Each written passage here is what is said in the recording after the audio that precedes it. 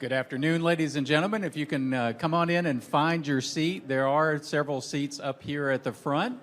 So those of you standing in the back, you want to make your way up to the front, and then there are various seats mixed in the center of the room. So come on in so we can get started. Thank you.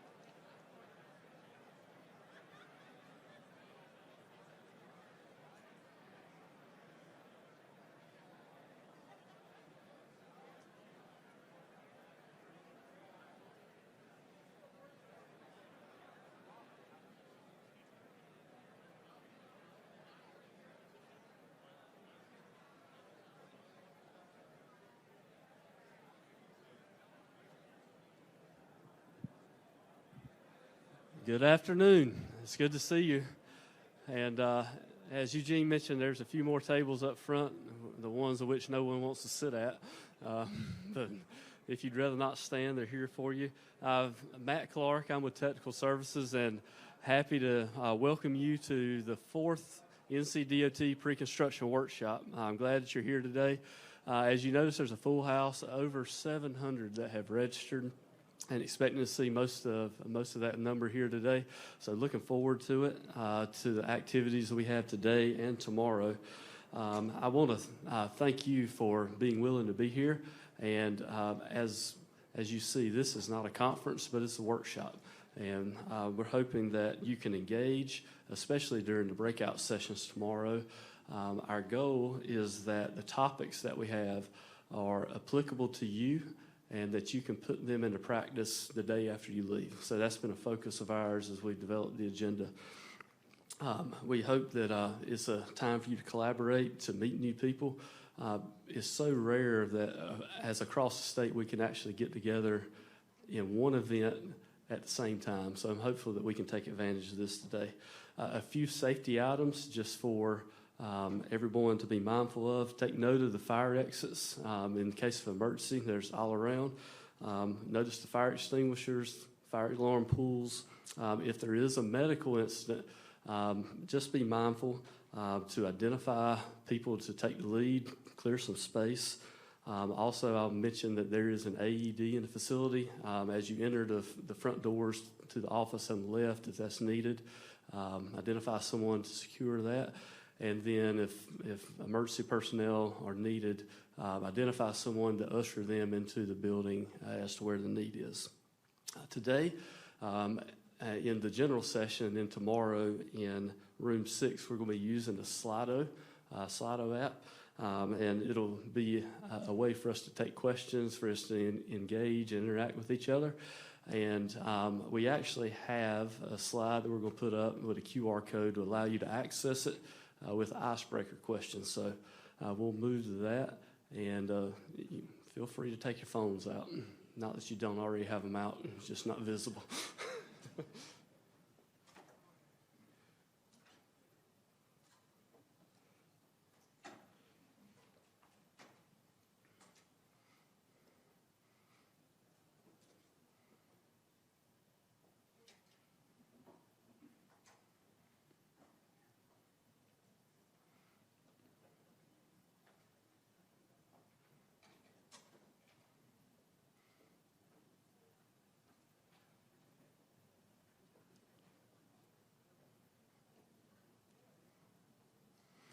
So here's our icebreaker question. Of course, not very serious, but something just to get us going. If money was no object, which would you rather be doing right now?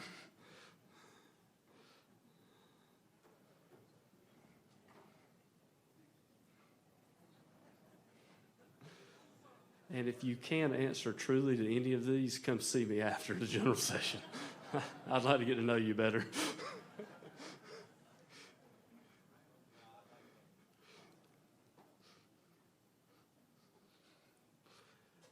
Let's see what some of our results are.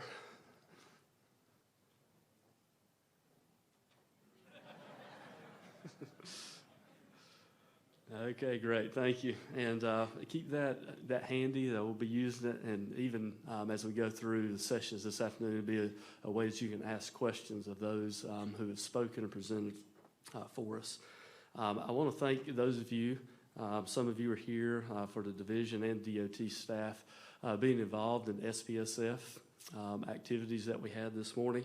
I want to give you just a brief update on the SPSF policy and procedures. So many of you are aware that the legislature passed a law last year to allow NCDOT to advertise professional services contracts, to procure that and limit it to those firms that are SPSF, limit it to the firms being involved as a prime as a SPSF. So that's something that DOT is working toward, actually in the approval process now. So hopeful in the next few weeks that we'll see that finalized and made available. And there's already conversations with the chief engineer's office and with others as to how to use this policy, this procedure to ensure that NCDOT is helping small professional services firms grow, to have opportunities to do meaningful work as we all work together to deliver the transportation program, the many needs that we have in the state. So if you have more questions, connect with me. I'll share some of that, but I'm hopeful that in just a few weeks we'll be providing some more information on that. If you do have any input as to the types of contracts and what you think would be beneficial, especially if you work with an SPSF firm, please let us know in technical services. That'll be helpful information for us. Today, we're mainly going to be in this room, but during our breaks, especially during the main break, I want to point your attention to this corner of the building. That is where the disciplines, the business units have tables set up. Please go through, chat with them, connect with them, interact with them. You know, another reason to be in there, that is where our snacks and desserts are going to be. So, you know, we're unashamedly going to push you through that room so you can connect with folks. But that is there. So take a reminder of that. There's over 20 disciplines represented in that room. I want to thank a few people, and then we're going to hear from a few others. But the workshop will not be happening without the assistance of ITRI. And I especially want to thank Eugene Murray and Kate Davison. Thank you for all the work that they've done. And most importantly, we would not be sitting here today without the months of work that Terry Canales has put into this. So thank you, Terry.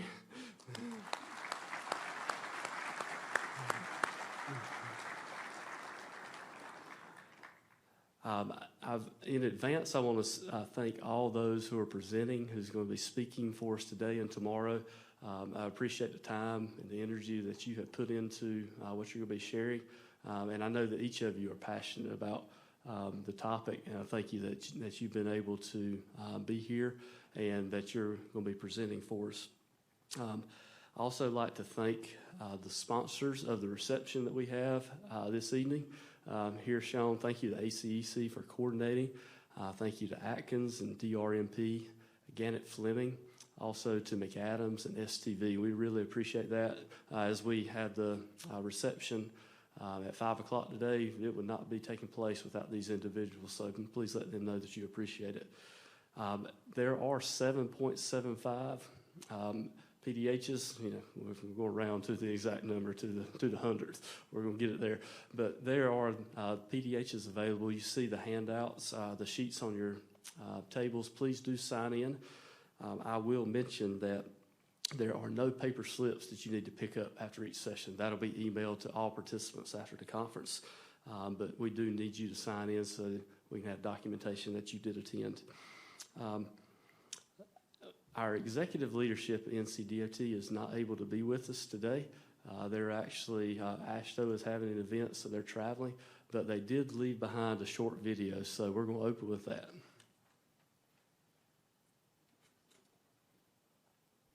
I got the whole world in my hands. I got the whole world. You know, guys, I thought that project would really score higher than it did. Speaking of projects, man, I feel terrible. You know, we're not going to be able to make, the pre-construction workshop this year. You know, I was really looking forward to that. You know, I agree, Chris, but we should come up with a creative way, to kick off this event. Y'all, what is all of this? Yeah, I wouldn't worry about all that, but what if we do this big song and dance? Yeah, we can look into that. Yeah. I know one thing we could focus on is the state of the department. Well, that's easy. North Carolina. Yeah, okay. We could talk about project development, project delivery. You know, let's talk about goals. Oh, yeah. It is still hockey season.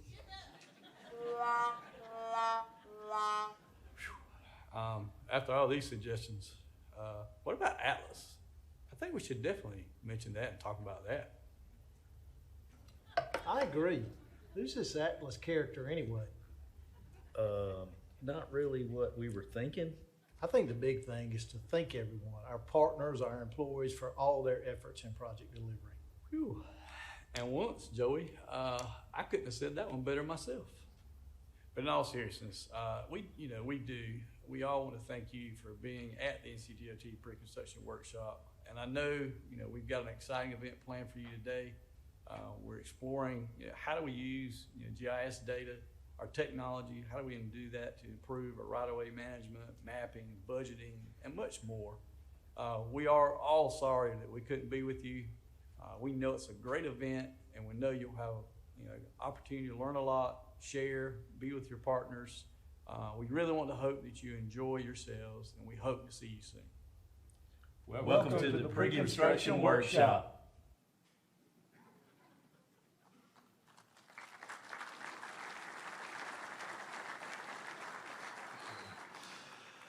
Well, we're going to keep moving on, and our first speaker today is Mr. John Sullivan from Federal Highways. John, I'll say that we appreciate the partnership of you and your team, and you always are willing to get in the boat with us when we find ourselves where we don't want to be, so I appreciate that. Thanks, Matt.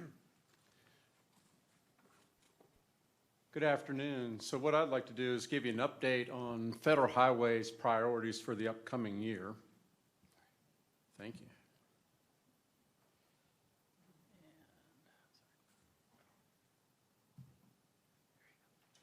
And this is based on a meeting we just had with our leadership in Washington, D.C. about 2 weeks ago. And so if you ask our Deputy Secretary and our Secretary, what would success look like if we fully successfully delivered the bipartisan infrastructure law? First thing they said right out of their mouth is reduce number of fatalities on our nation's highways. Second priority is reducing emissions. And then the third priority really came from our administrator is delivering the program, delivering the dollars. And really, if you think about bipartisan infrastructure law, we're in the second year, coming in on the third year of the program, and we're going to be talking about reauthorization with Congress. So it's critical, this is records amounts of funding that we've had, that we deliver the program. This is what our administrator, when he came in, told us he was keeping him up at night, was can we deliver? Do we have the capacity? And so this is what the final priority is, really a focus on people. And so what I'd like to really talk about today is safety, our delegated project authority, and a focus on incorporating people in our project decision making. So in these three topics, I think the thing that I took away from Washington, D.C. is we have some competing goals that are creating what I would call creative tension. And creative tension, in my mind, it gives us the opportunity as engineers to really think and use our engineering skills, our abilities to really try and understand and solve the problem. So the first thing I really want to talk about is fatalities and give you some context of why Congress is creating a lot of programs and a lot of different ways for us to look at fatalities. If you look at the number of fatal crashes in North Carolina, the National Highway Traffic Safety Administration released the preliminary estimates for 2022. And in North Carolina, our upward trend continues. It's not a significant increase, but it did go up a couple. And so we still are about where we were about 10 to 15 years ago in the number of fatal crashes and fatalities on our highways in North Carolina. But the other things that Congress did when they introduced the MAP Act, FAST Act, and then in the bipartisan infrastructure law, is they asked us to take a look at some different areas. So what I try to do is show the safety measures that Congress asked us to look. And if you look at this table, the top table is looking at crashes on what we would call high-risk rural roads. These would be our two-lane major collectors, minor collectors, and local roads in our rural areas. And if you look at the leftmost number in the upper rows, you see this is the 5-year average between 2015 and 2019. And so what Congress asked us to do is take a look at the next 2-year interval, which was 2017, 2021. And if the rate increased, then we had to earmark funds out of our highway safety improvement program to address crashes on rural or high-risk rural roads. The second area is really looking at older drivers and pedestrians. And again, the rates here are really the number of fatalities per capita. And this is looking at older drivers, 65 or older, and older pedestrians, 65 or older. And so you can see, again, that the rate has increased. So again, because of that increase, Congress asked us to take a look at developing strategies to include in an update in our next strategic highway safety program. And then the vulnerable road users are our non-motorized users. Congress in the bipartisan infrastructure law created another data point for us to analyze. And again, here you can see that we take a look at the number of pedestrians that die and compare them to the total number of fatalities on our highways. And if that's greater than 15%, then we have to then again use 15% of our funds to address these type of crashes. Now, one thing I'd like to point out with highway safety is, what we want to use is our engineering knowledge and ability to study the problem and analyze the problem and then provide crash effective solutions that will address the problem. You hear a lot of people say we need to just broad paint and brush different types of strategies like complete streets. Well, in these programs, really what we're thinking about is, okay, what are the issues that are really causing these problems? Is there a major generator of pedestrian traffic? Like where I used to live, there was Wake Tech, and then there was apartments across the highway, but there really wasn't a good way to get across the highway. And it was a 4-lane divided highway with a speed limit of 55 miles an hour. So how can we solve that problem? It's not necessarily a complete street application, but really coming up with solutions to address the problems. And that's what we're trying to do with our highway safety. A couple of things that we're promoting are the safe system approach, which is really taking highway design, EMS, our emergency management services, enforcement, and then driver education to really have a comprehensive approach to reduce the number of fatal crashes. Another thing to take a look at, it will be in our everyday counts, is using a tool, highway lighting, to enhance the visibility and safety of pedestrians in those high-use locations. And then finally, I think I would highlight for you to be on the lookout for an update in the Manual of Uniform Traffic Control Devices, where you'll see some emphasis on what are really the safe speeds to be using as we design our facilities. Lastly, we have a program that we're really excited about in federal highways. Really doesn't impact NCDOT, but I think with our consultants and with our divisions, this is where you can help our local partners. It's called the Safe Streets and Roads for All. It's a discretionary program that really is geared at getting more local and public involvement in identifying the issues in their communities with highway safety and really building a groundswell of support to address those problems. And the idea here is we fund them to develop an action plan, which is really a document to understand the problem, and then in subsequent years provide them funds to actually implement the solutions that they come up in the planning process.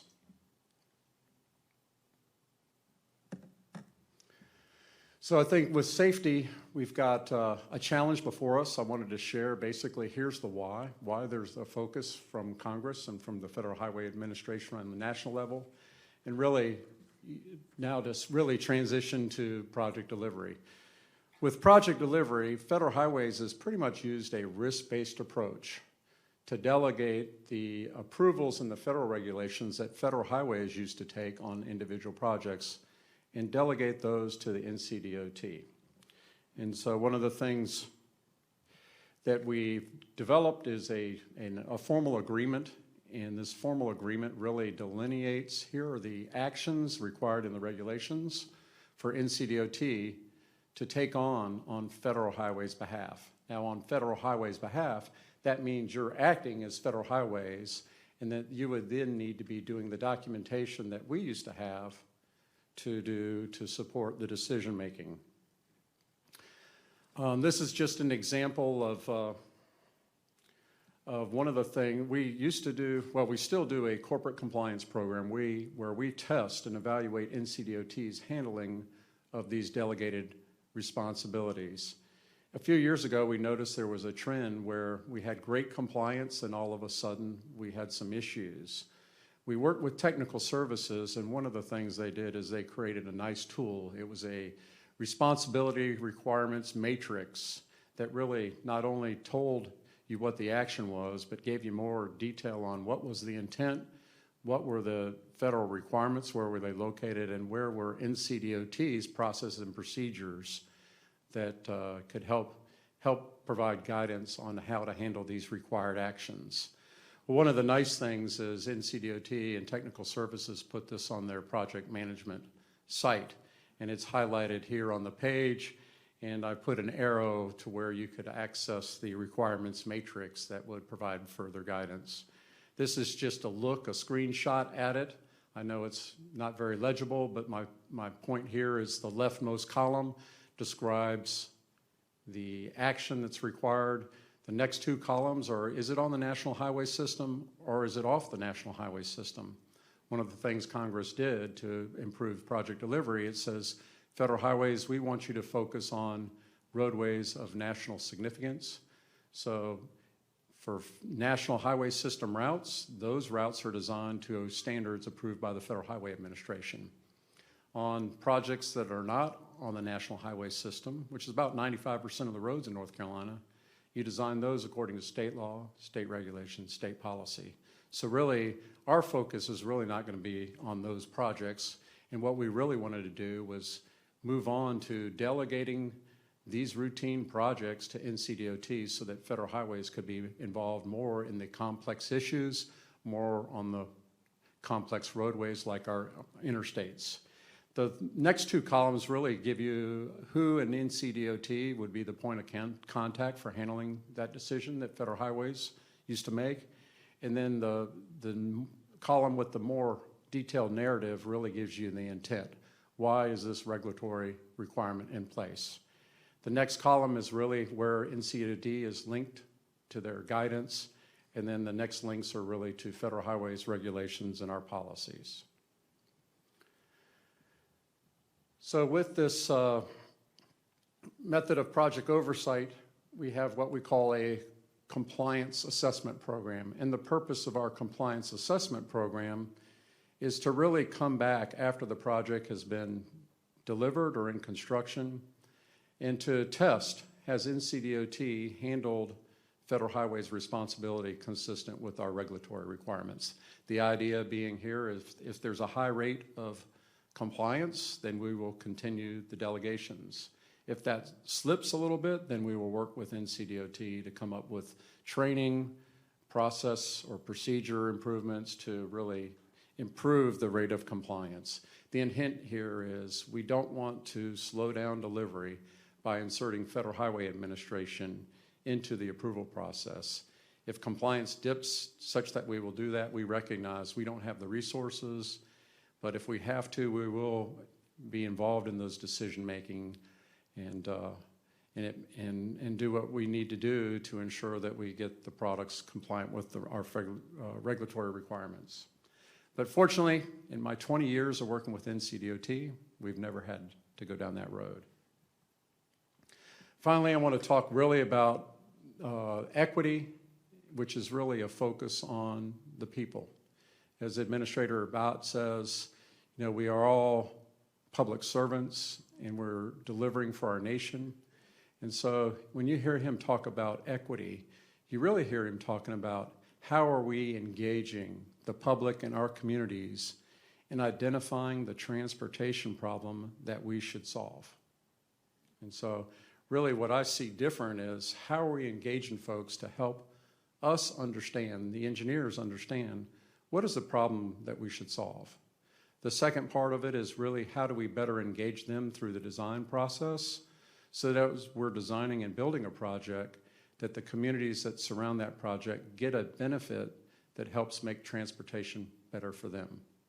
And so to me, I think those are the two big keys. When I hear about equity and I hear about public involvement and what's really different, it's really what I'm hearing is it's really about engaging people, asking them how can transportation better serve them, and then providing a facility or a transportation solution that better serves the public.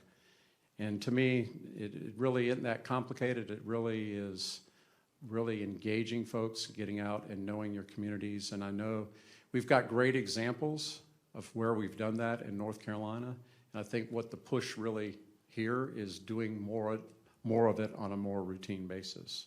So with that, that's really an update from Federal Highways on what our main priorities are for the upcoming year. We do appreciate the work that you do.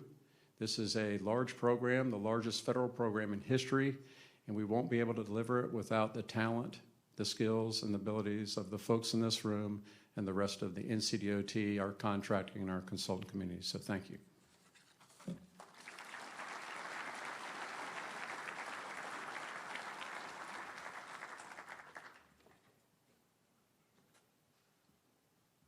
Thank you, John. There's still some seats up front if anybody chooses to scoot up here and grab one. Our next speaker we're going to hear from is Dr. Joe Hummer. He's going to continue to remind us of the importance of designing with safety in mind. So, Dr. Hummer.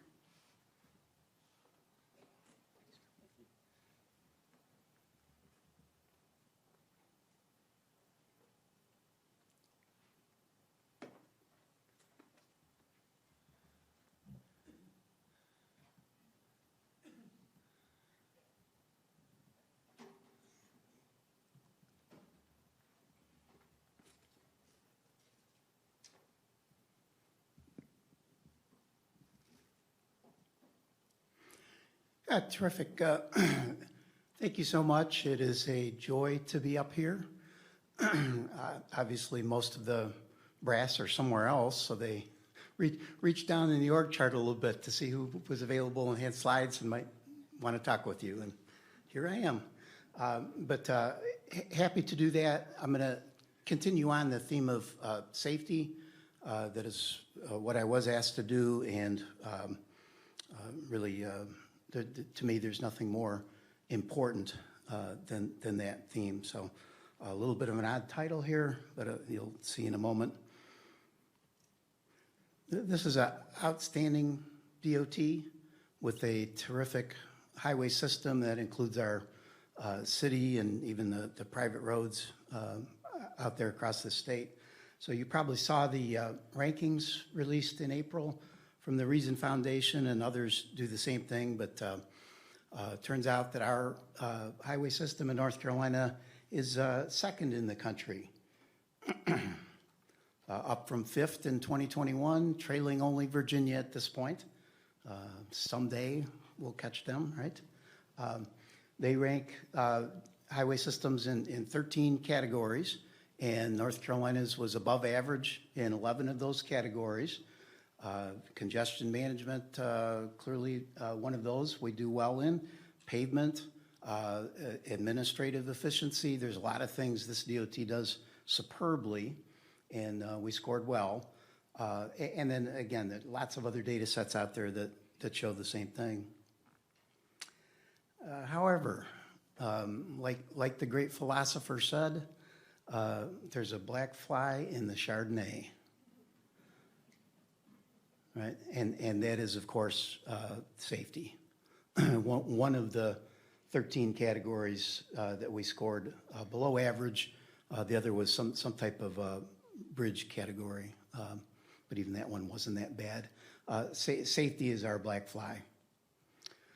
It's bad in North Carolina, and it's getting worse, as John pointed out before me. So here's the a run of recent data from the last few years. Number of fatalities, fatals per 100 million vehicle miles, MVM stands for million vehicle miles, and then fatalities per capita there, and you can see it's bad and it's getting worse. Despite spending $4 billion or more every year since 2017 on construction and maintenance, we're managing to produce more and more fatalities. That is a terrible thing. Remember that number in the previous slide? That was 17 fatalities per 100,000 people. He leads a country that also produces 17 fatalities per 100,000 people. That's the company we're in these days. That's our peer group. Right? You see a couple other countries on the slide there. That's how bad safety is in this state. Okay, we're not the worst state in the country. We don't have to look far to see one of the worst. There's a couple other ones out there, but for whatever reason, and maybe we've been dealt a bad hand coming into it as well, we are not doing well in this measure. I don't like to be anywhere in a peer group with that person. Probably you don't either. So how can we do better, right? How can we get out of this peer group? Well, I had a long research career before joining DOT, and research is certainly part of it. For a long time, when I joined the profession in the 80s, we really didn't know what was safe. In its infancy, the research had not been done. At this point, Highway Safety Manual, Crash Modification Clearinghouse, other resources out there, I'm going to claim we kind of know at this point. There's still some science left to do, but a lot of it is in the bag. A lot of it's in the book, actually, on the website. There's not too many mysteries left anymore as to what is safe. So that to me, that's not it anymore. It's a question of maybe applying what's in the book a little bit more effectively, a little bit better. So that's the setup for me proposing a standard that I was taught back in the day, and kind of remind myself of this when I can. And you were probably taught it back in the day, and here I'm, the rest of my time here, I'm going to try to remind you of this one as well. And as we go about our jobs, let's try to do this one. Let's try to apply it. And the standard is, of course, a cost effectiveness standard. It's $1 spent per crash saved. And the good news about this one, not only does it work, and it reduces the numbers on those previous slides, but it applies to, as far as I can tell, almost everything we do and almost everybody in here, regardless of your particular job. And because, again, the research is mostly in the bag, it's also something we can calculate. It's not impossible to make a numerical calculation of that number to pretty much, or let's say at least a lot of things that y'all do in this room today. It's a fair standard, and it's a tough standard. Sometimes we don't want to know the answer. It comes out to be an embarrassing answer. Some of the things we think we're doing to help make the road safer turn out really not to be so good when judged by that standard. A little bit deeper, what's the best thing we do at NCDOT as far as safety goes? Here it is. In my estimation anyway, it's the humble always stop, right? And it is superb.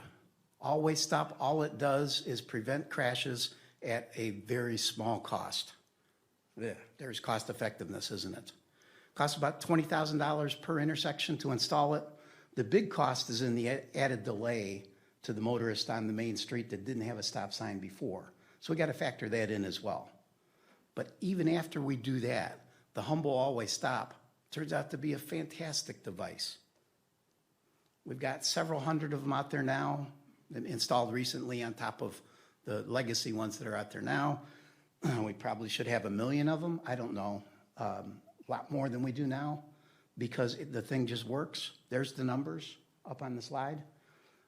What you should shoot for in the thing that you do, what I try to shoot for in the thing that I do, is hit the standard there of a benefit cost ratio of 12 to 1, or a number that comes back at $24,000 spent per crash saved. That's what the always stop does. If whatever you're doing is not doing that, you have to ask yourself, why am I doing what I'm doing? Or the note at the bottom of the slide there, whatever we're spending on whatever program I'm working in, would we be better off just taking that money and buying a bunch more always stops? So, some of you in the room make policy, and I would challenge you to apply that standard to the policies that you make. There's a long list of things that you make us do on the pre-construction side. Do your policies meet that standard? Would we be better off not doing that thing that you're telling us to do in that policy? Would we be better off just buying a bunch more always stops? Oh, now, by the way, stop hassling us on things like always stops and RCIs and such. If they're safe, let us do the safe thing. We rank really well on all those other categories, congestion and administrative efficiency and such. To me, that says, as a policymaker, you should think that we've got some margin. We've got a little bit of room to play with here. If we compromised a little bit on some of those other policies, maybe we can make room for more, what I'm kind of calling here the safety content.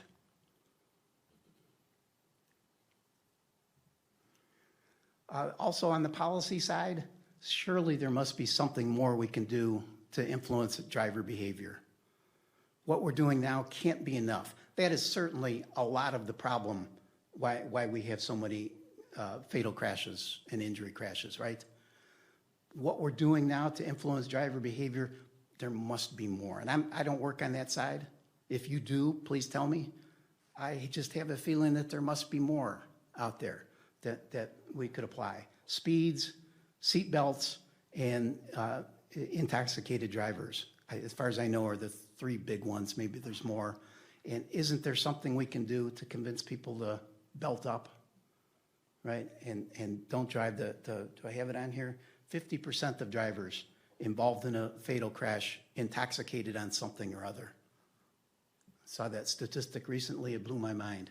Isn't there something we can do to convince some of those 50% of people not to get behind the wheel?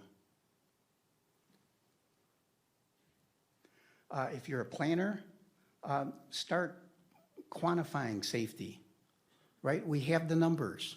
This is not beyond us. Your current model doesn't quantify safety, get a new model, right? We have equations, we have factors. This is not beyond us to apply those numbers at the planning level. I know forecasting the year 2050 is an impossible job already, and I'm challenging you to do more, but we need to try, because what we're doing right now is obviously not working. And that goes for short-term planners or traffic impact analysis, developer type stuff as well. Big new development in North Raleigh. As far as I know, they did a TIA that got approved by my unit and everybody else, and nobody asked them to forecast how many crashes they were causing by putting that development in that spot.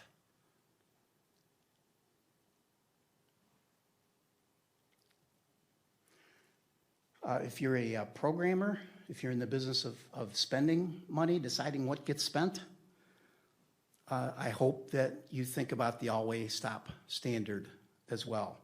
I don't know the real numbers on this real project out there, but the freeway widenings that we do out there, let's say if that thing costs 20 million a mile, I think that's pretty close.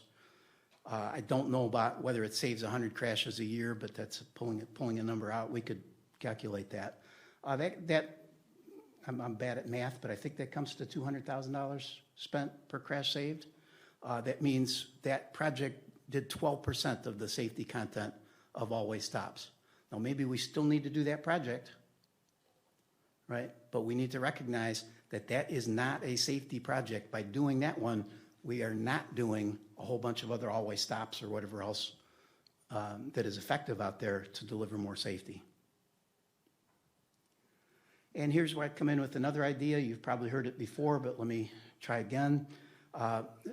Similar to the idea of power plants and airlines that offset their carbon emissions by planting a bunch of trees, if you want to do a freeway widening and it's not delivering the safety content, maybe you should need to bundle that with installing a bunch of all-way stops.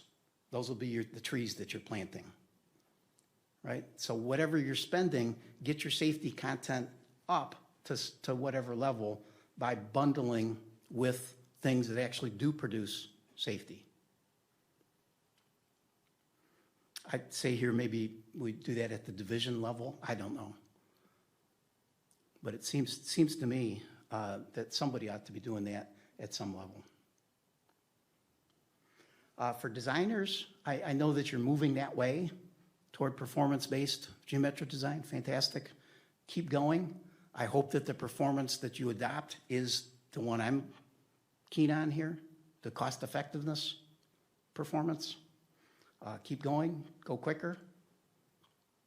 Ask for design exceptions. Most of those will pay off on that standard that I'm showing you there.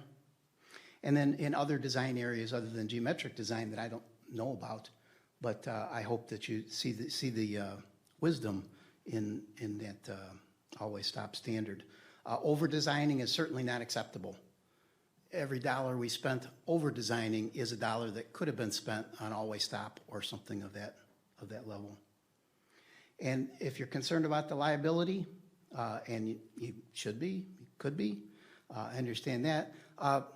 In my experience anyway, in my area, that means let's change the way our specifications are written to make sure that we are covered. We get sued, in my experience anyway, for not following our own rules rather than for things that are in our rules. So rewrite the rules.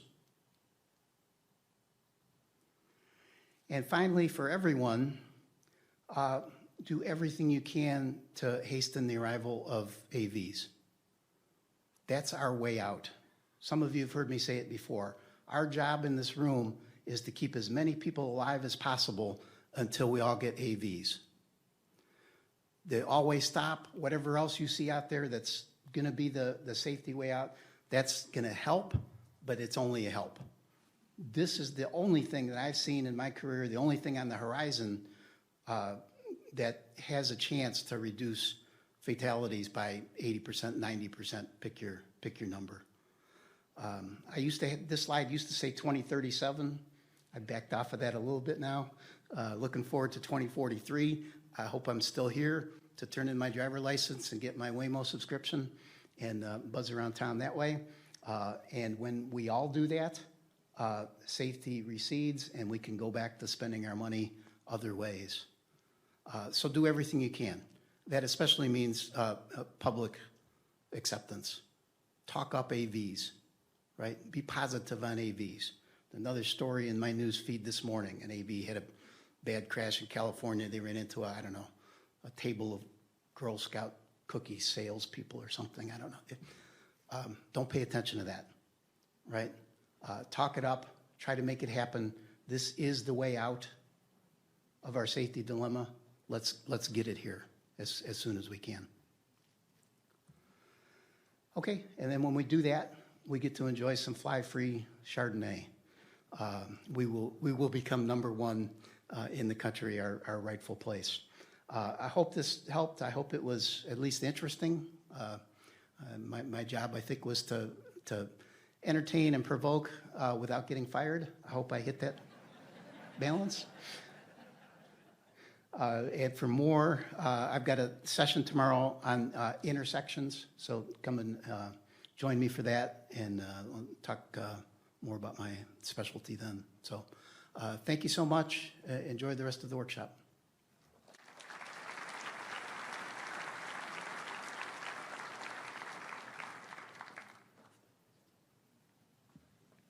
Our next speaker is Ms. Glenda Gibson, and very thankful that she decided to rejoin NCDOT earlier this year. She's going to be sharing, touching on the topic of quality and how important it is for us. So, Glenda, please take it.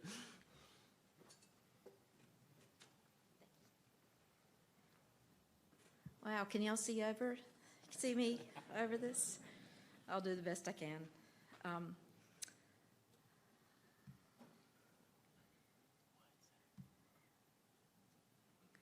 While you're getting that going, I guess I just hit enter when it's time. Thank you.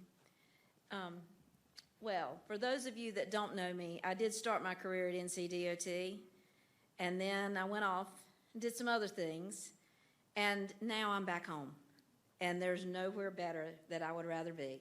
And what a pleasure it is to talk to y'all today. And for those of you that know, I'm the other Gibson, and my speaking skills are not nearly as refined as his, so I'll just apologize in advance. Well, today I'm here to talk to you about the good roads. The great state of North Carolina has been called the good road state for longer than any of us have been alive. Around the turn of the century, the Good Roads Association was formed. This was a small group of citizens that advocated for good roads. At that time, most roads were dirt, and counties were responsible for their own roads. And most did not have the money or equipment to build roads in any meaningful way. Counties didn't coordinate, and when you talk about roads to nowhere, we had a lot of them. In 1912,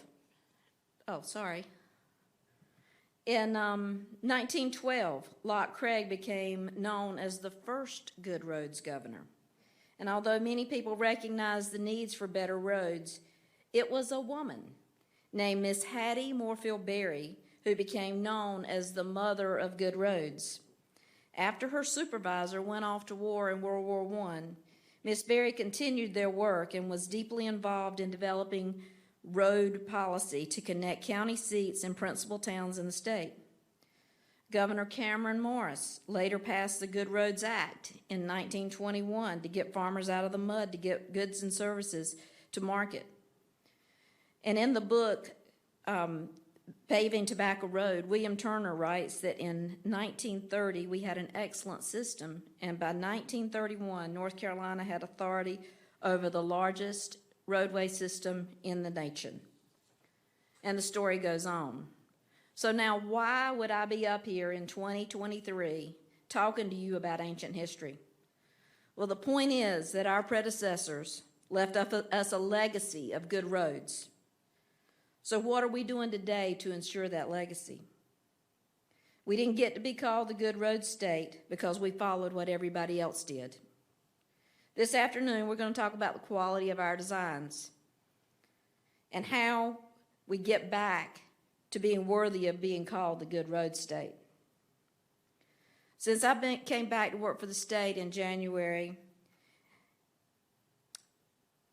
there's been a main conversation about the quality of our work, or lack thereof.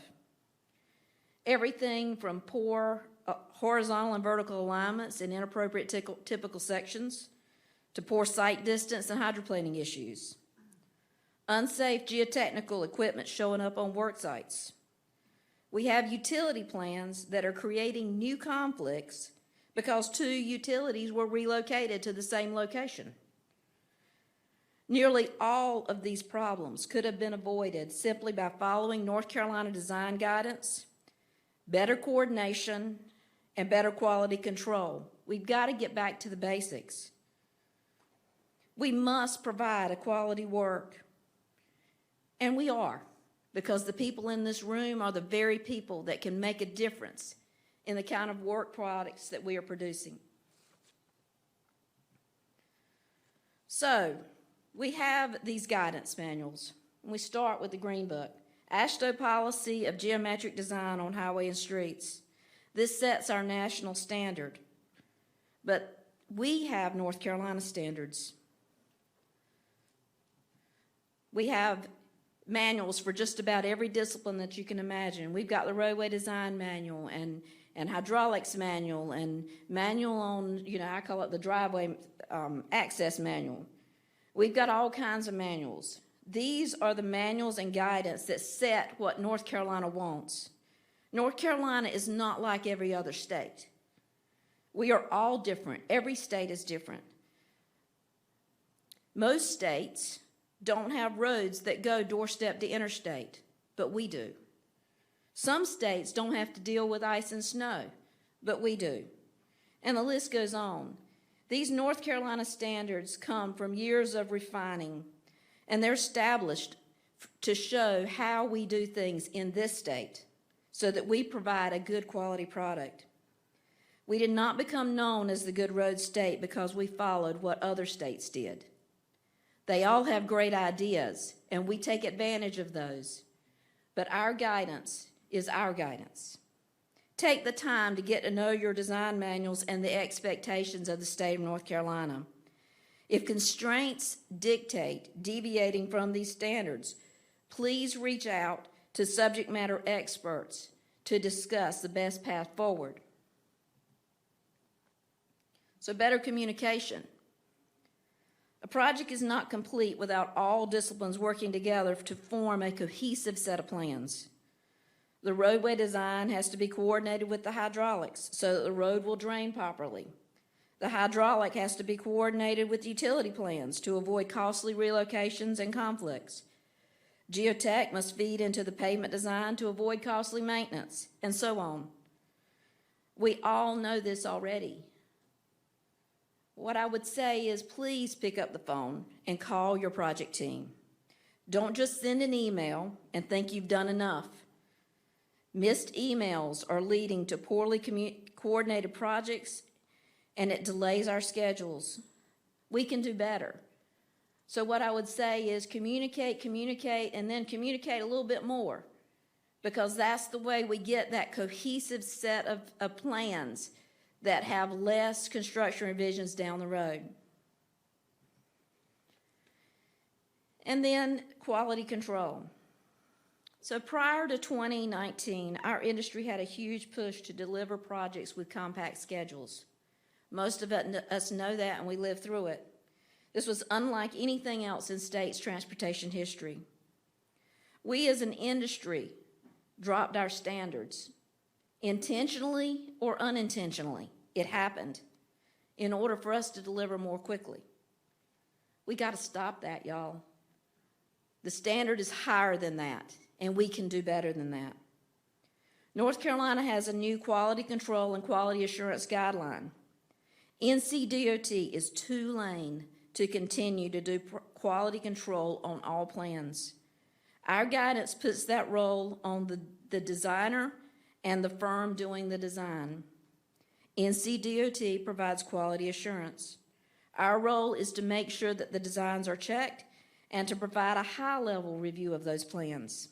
This process will not work if the team doing the design does not provide a thorough quality control check before every deliverable is submitted. This check must be done by a senior subject matter expert on North Carolina design. I recently pulled a sampling of projects from a variety of designers. In many cases, it appeared that a thorough quality control review was not done. In some cases, comments that were provided by a GEC consultant on another consultant's plans were ignored without sufficient explanation why. That can't be. Whenever there are two in conflict, y'all need to get together and you need to reconcile that and resolve it. And if you two can't come to consensus, then reach out to your central subject matter experts, your roadway, your hydro, your geotech, your utilities, your traffic, etc. They are all there to help you deliver a quality product. And it is their heart's desire that they do that in conjunction with you. I challenge each of you to always start with North Carolina guidance, and then, as constraints dictate a deviation from our design, write a design exception. Complete a design decision document and get buy-in from NCDOT. Reach out to your team members in every way possible to ensure your projects are properly coordinated and your schedules are maintained.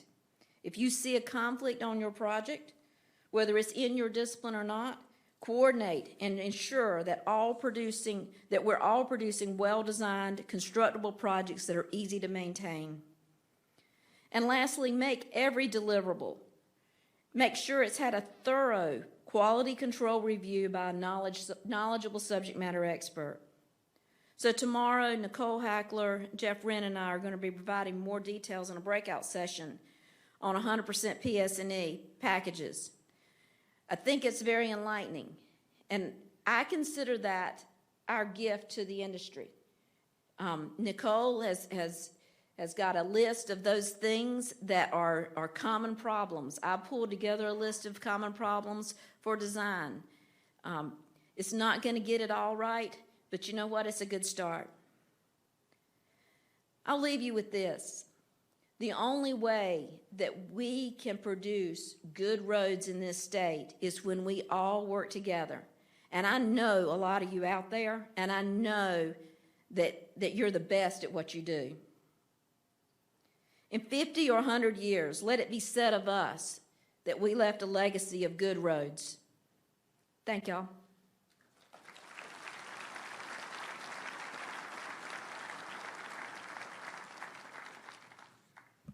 Thank you, Glenda. Our final person that we'll hear from today is Mr. Kevin Bowen. He's going to give a brief update from the Chief's office.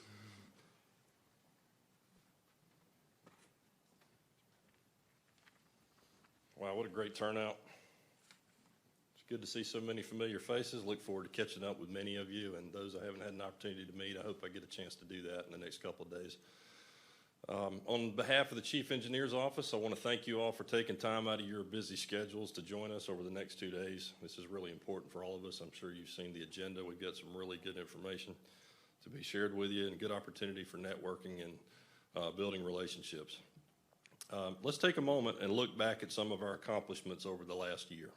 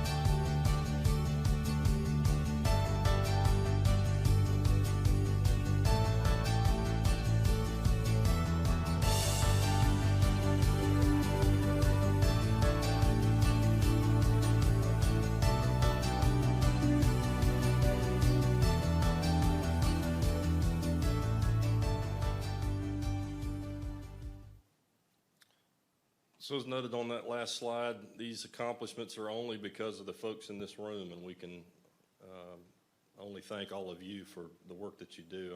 I want to thank our NCDOT staff. I want to thank all of our industry partners for the working relationships that we have. I hope that you will take advantage of our time together the rest of today and tomorrow. Continue to network, continue to build those working relationships. I hope that we'll make this agency even better through this workshop. That would be a tremendous goal.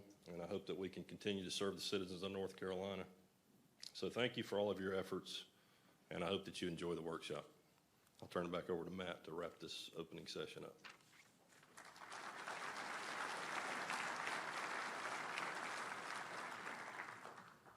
Thank you all. We're going to have a brief 15-minute stretch break. Don't go too far because we're going to get started with our general session number 1 soon. Thank each of you who spoke, and we have some good topics lined up for us in the next hour. So take a few minutes, and again, thank you. You already see that this is a workshop, not a conference, so I appreciate it.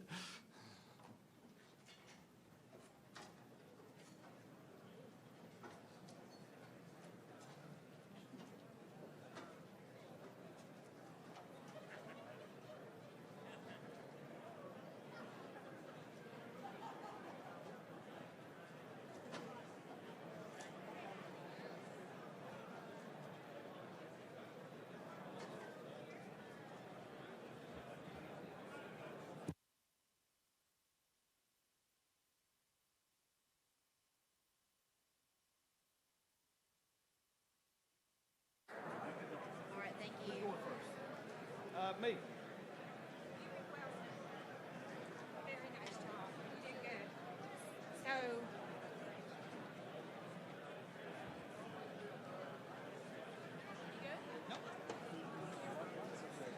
Good afternoon. If you guys could take your seats, we're ready for another exciting session.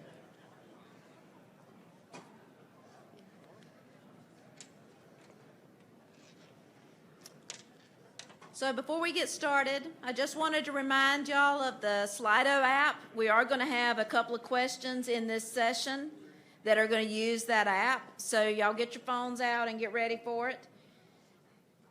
And our first presentation is going to be Jennifer Evans and Sean Epperson, and they're going to talk to us about project manager training. Guys? Okay. How's everybody doing?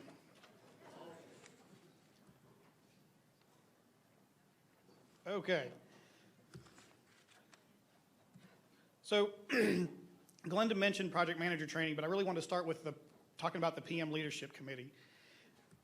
A little bit of background on this. So Technical Services has recognized for a while that project managers, the project teams need guidance and training. That's why they do these project manager calls once a month.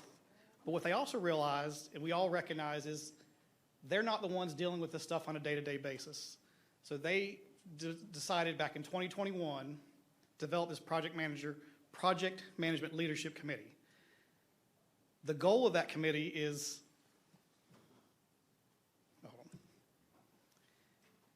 to take and learn what everybody needs to know. Like, so we have a variety of group of people from all across the state.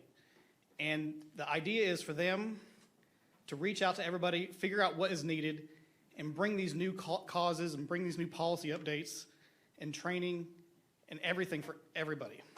Excuse me. I'm very nervous, by the way. For those who know me know that I talk fast, so I'm going to try and slow down. So the PM Leadership Committee was developed. Our current team, and I would like everybody to stand up as I call your name if you don't mind, is Matt Clark, Wanda Payne, she may not be here. You got Barry Hobbs, who'll be rotating off and replaced by Katie Height. We got Steve Kendall, who will also be rotating off and replaced by Sean. Yeah. Matichevsky. Myself, I'll be rotating off and be replaced by Claudia Lee. And then Jeanette White, who is currently the deputy chair, will become the new chair of the committee. Then we got Jennifer Evans, Rochelle Beauregard, Jacqueline Bowles, and Todd Meyer. Y'all can sit back down.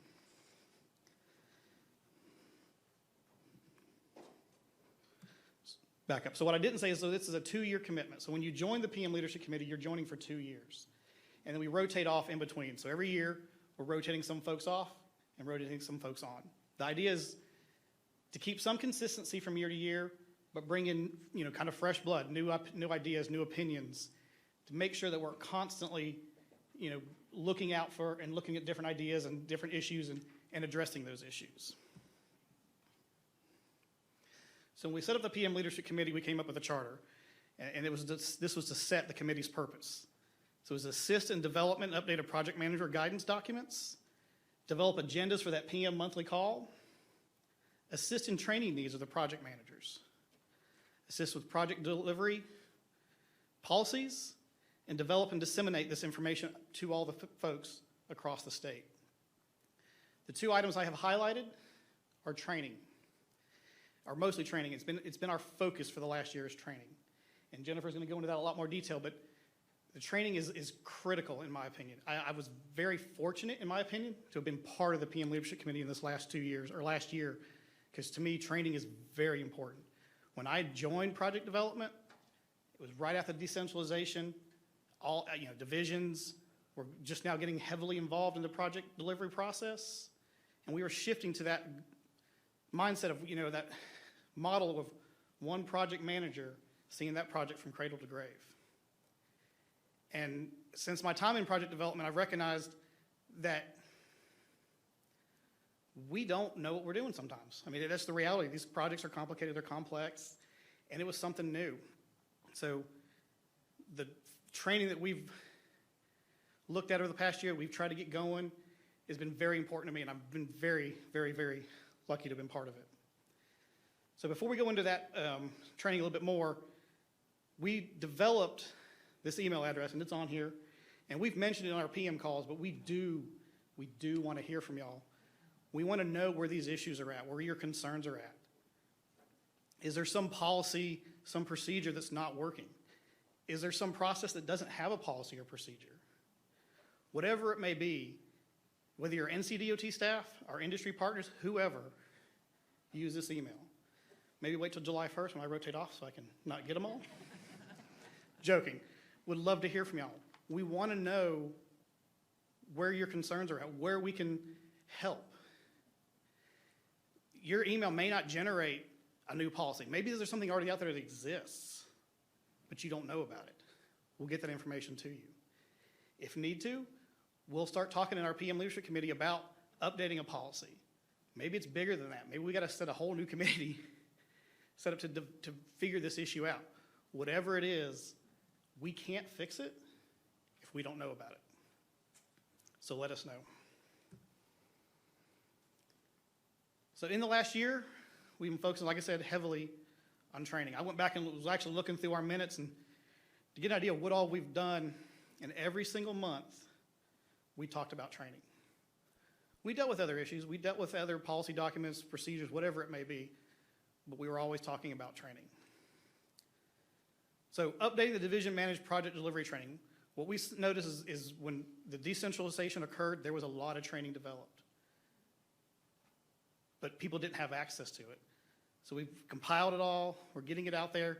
It'll be on the website. You'll be able to get to it. We're updating it as needed, especially with the PDN. PDN didn't exist 4 years or 6 years ago, whenever that is. So we're updating these policies, this training, so that it incorporates our current procedures, current thought process, whatever we've got going on today, because we're a constantly evolving agency. What we're setting up today may not work 2 or 3 years from now. So we're setting up everything to where it can evolve and be modified as needed as things change. So guiding the development of project delivery training curriculum, the learning path. That is the next process, and Jennifer's going to talk about it in more depth. But the PM Leadership Committee is going to be key to that. They're going to be the governing body that oversees that training, that blesses it, and makes sure that that training suits the needs of all the individuals in this room. So, time for a Slido question if you want to pull out your phones.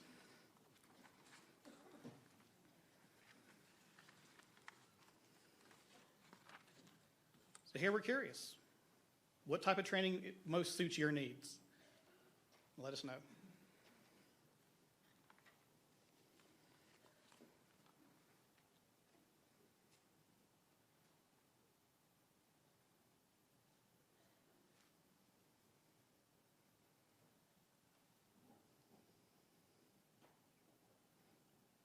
See, it keeps fluctuating. See where it's going to stop.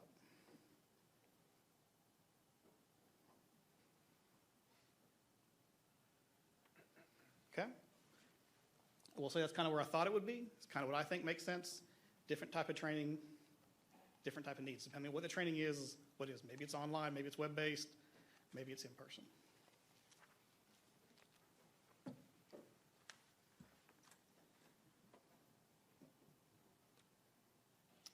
Okay, so I'm going to take this opportunity to provide a little bit more in-depth look at this project management curriculum, aka the learning path that we're working on developing. So you may ask, what is the project management curriculum learning path? So we envision this as a series of courses that are going to be designed to help project managers successfully deliver projects. The curriculum will be offered in multiple levels and will be a combination of online and in-person training, which I think is reflected in the results that we saw from that Slido. People learn differently, and there's certain value in online, and there's certain value in person. The curriculum will blend the technical skills with soft skills that are necessary for effective project managers. Unfortunately, project management isn't just a guidebook. There's strategy and there's soft skills. So we really want to develop a curriculum that will help to develop project managers in that way as well. So the purpose for providing this curriculum is really to look at, and Sean kind of hit on it, there's been a lot of available information that has been put out over the last few years. But sometimes it can be overwhelming and hard to find, and maybe it's felt piecemeal. And so the goal would really be to take the guidance and training and really develop a curriculum that PMs can follow, that feels like it has a flow, and use some of that training that's already out there, the guidances that have already been developed, but put them in an organized fashion that you can develop. Showing the learning path, it's our hope that it could fast track a project manager's learning curve, as well as to help the department recruit new project managers. And the vision for the curriculum would be, right now we've identified 3 levels. So the first level would be an introductory level, introduction to project management, and that would really cover the basics of project management. The goals of that training would be to provide a clear understanding of the roles and duties of the project manager. The targeted audience would include both internal and external professionals interested in learning general project management skills. So it could be for new people like on the training program, people looking to start a different career path. And the goal would be to really provide broad topic training by utilizing, like I said, the new and existing online resources, but also offering a personal touch point for mentoring and coaching during and after the training is complete, because we feel like that's really important. The second level is more of a comprehensive project management training, and we're calling that the Project Management Essentials. And you can see there, I marked in red, that's really our priority focus. I think that's the area that we really need to put our efforts into, is really give active and current project managers a real training program. This would provide a solid base of project management essentials to set project managers up to confidently deliver those quality projects that Glenda spoke of.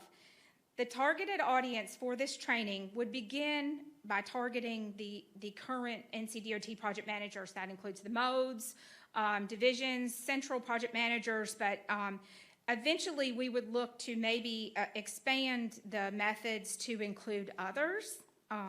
But our first focus would be on DOT project managers first.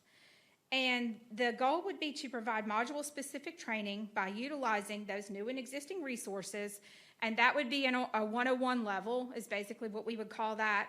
And then that would be paired with a regional in-person cohort to provide instructor-led opportunities for discussion and exercises to tie together those important technical skills with those critical soft skills. So that would be the 102. And then the longer term goal would be to also work on a level 3. And this is a more programmatic approach to project management.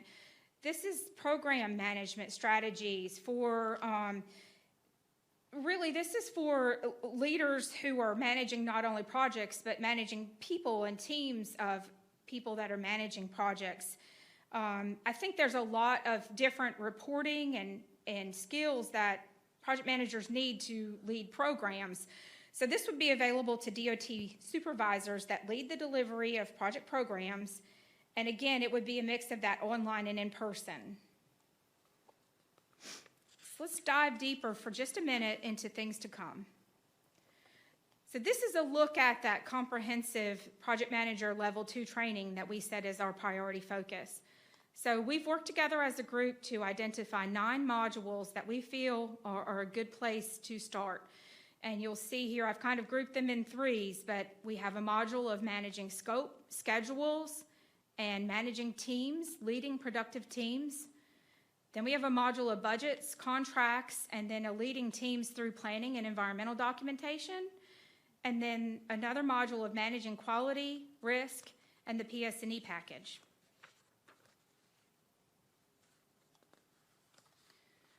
So this is a deeper dive into the managing schedules module. And so you can see here that the goal of the managing schedules module would be to teach participants how to work with their team to develop and review realistic and reliable schedules. And then we would work with participants to gain insight into how to look and work with critical path, practice recognizing where and when a project could derail, that proactive strategic thinking in advance of when things go wrong, and then also learning how to take corrective action to keep the project on schedule when sometimes things do go wrong. Participants would expect to receive instruction and practice incorporating soft skills such as critical thinking and problem solving, organizing and prioritizing, and maybe even negotiating tactics. So with that, we have another Slido question.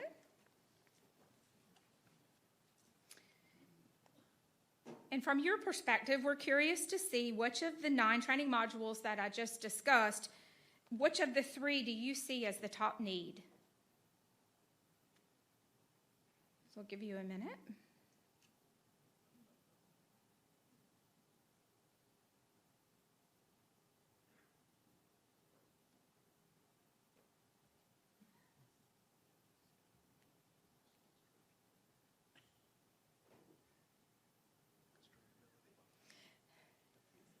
I mean, I think it's clear they're all good topics, and it looks like everybody sees need for a lot of those: schedule, scope, budget, productive teams, quality, risk. I like it. So hopefully those ideas speak to all of you. So I'd just like to take a minute to thank the group that's working very hard to make this happen. We have a really good group: Katrina Feltus, Wendy Smith, Tara Canales, Derek Weaver, Glenda Gibson, and Matt Clark, as well as Sean has discussed, the role that the PM Leadership Committee is taking in this effort. Thank you.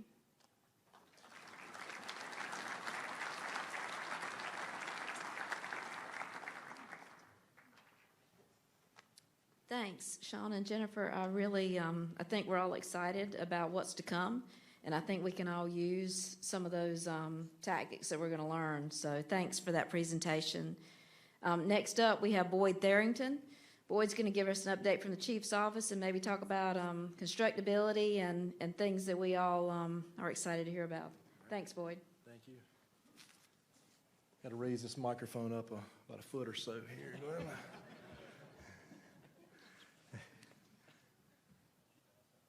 Just arrow forward.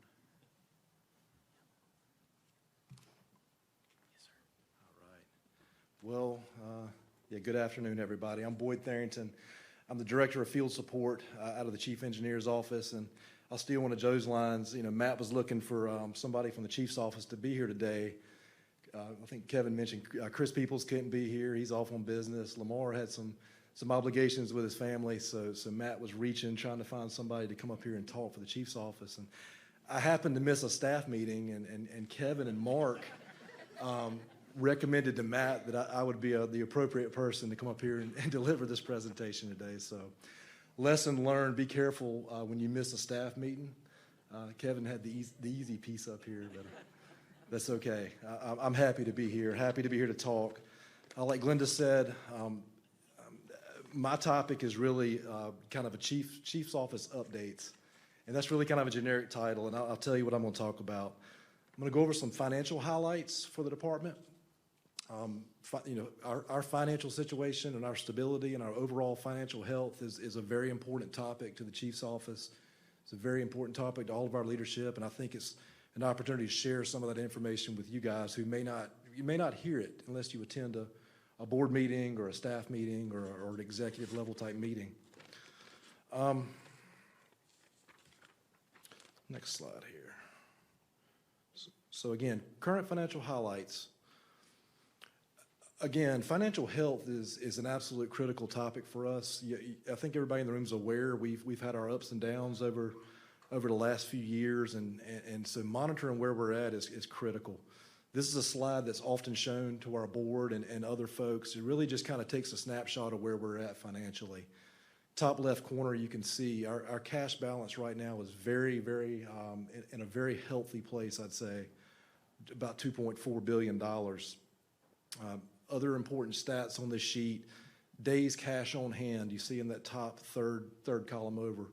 Days cash on hand, and I'm going to talk about this in a minute, but that's a metric that we really look at to see at the rate we're spending money, how many more days could we continue at that rate of spending? Towards the middle there, you see our open commitments, and that's commitments we have on the street. Whether it's consultant contracts, construction contracts, you name it, goes into that number. $8.6 billion in open commitments that are out there on the street right now.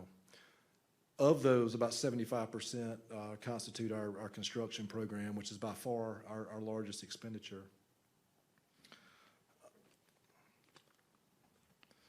This is a kind of a breakdown of where our money goes, and this is year to date. You can see on the pie chart there. These are the different buckets of spending for the department. The large section of the pie there in blue is really our external payments to consultants, contractors, and other external partners. That makes up about 75% of our total spend. And over on the right, you can see a breakdown of that, of which about 64% is payments to contractors, and about 10% of that is private engineering firms and consultant contracts. So a good deal of our expenses are going out onto the street to our external partners, which we are very appreciative of all of them. This slide here, I think, really demonstrates, it really shows you how we track our financial position over time.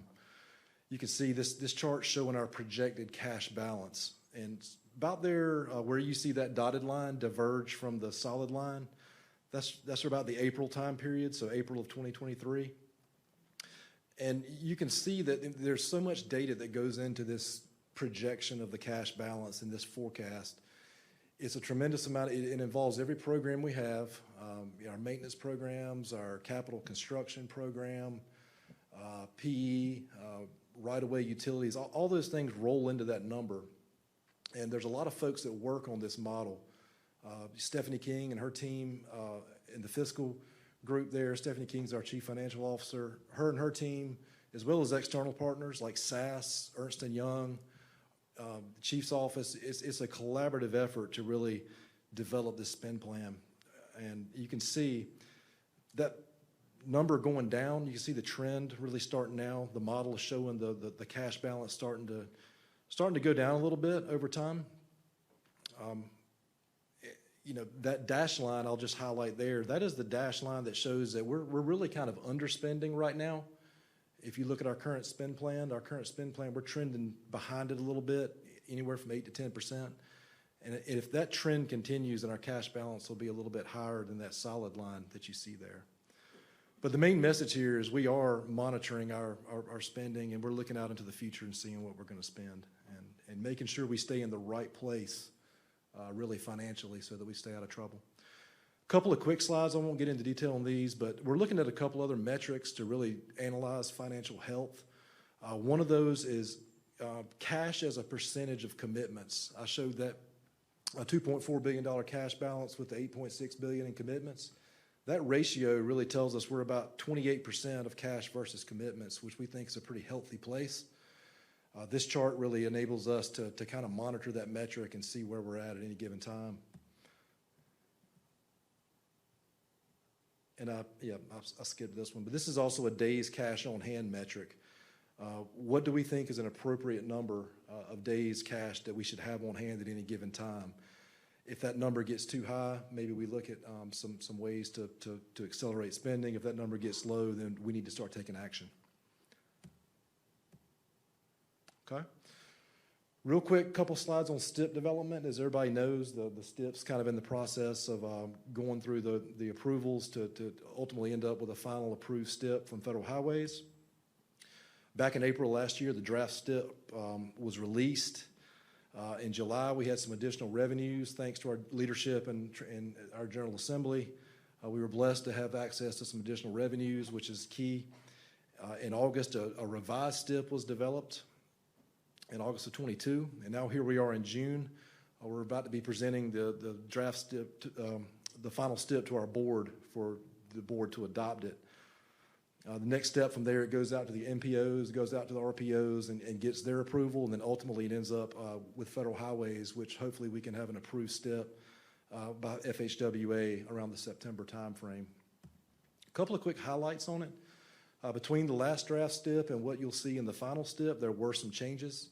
As y'all know, our STIP has to be fiscally constrained, and between the last draft and where we sit now, some things have changed. Maybe it's project cost, revenue forecasts, other things come into play there, but the STIP was basically unbalanced, so we had to make some minor adjustments to it.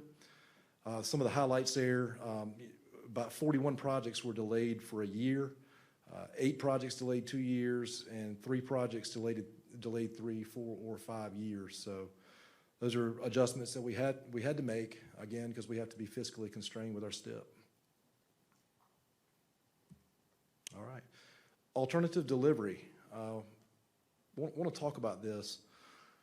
Probably the main highlight there is our design build unit has been merged with our priority projects team to create the alternative delivery unit. So basically design builds being rebranded or renamed back to alternative delivery unit, which at one time it was called the alternative delivery unit, and then it was separated out. We really think it's appropriate to bring it back together to reflect the fact that we're delivering projects in multiple ways.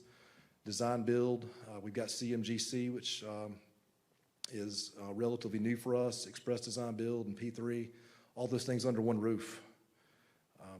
As far as progressive design build, if you're familiar with that delivery method, we do have legislation right now that's at the General Assembly in our 2023 agency bill to try to get authorization to do progressive design build delivery.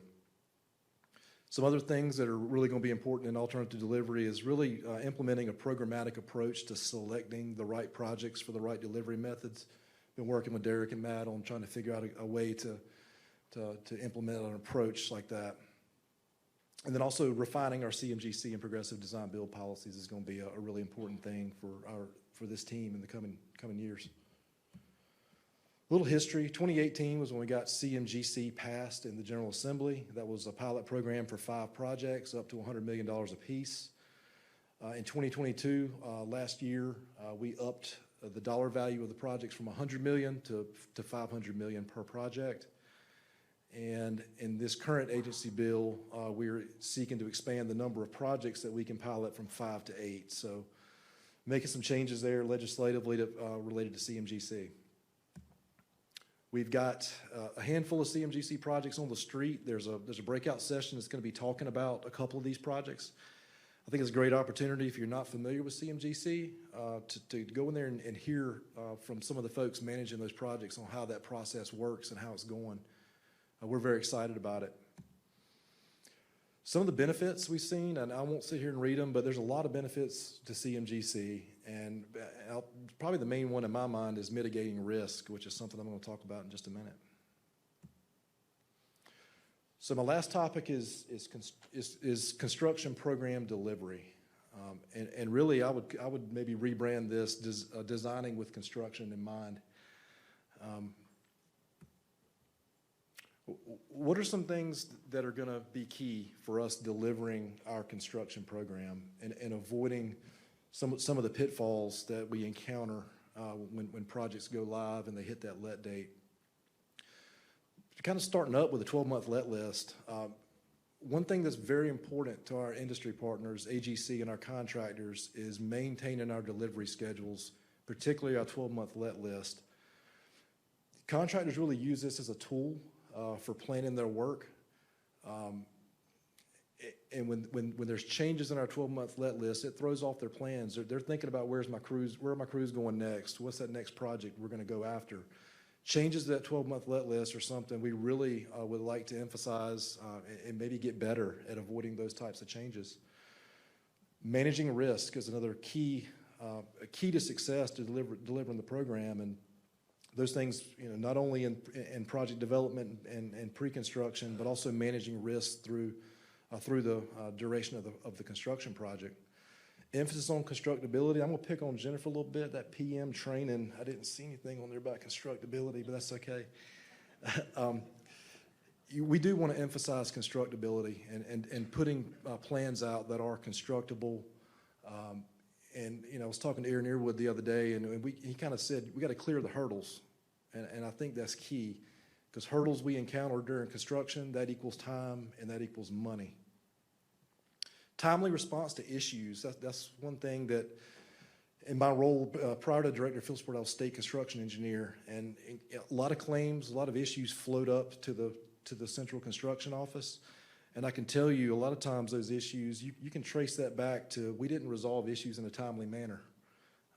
We let things sit. We didn't provide answers at the right time.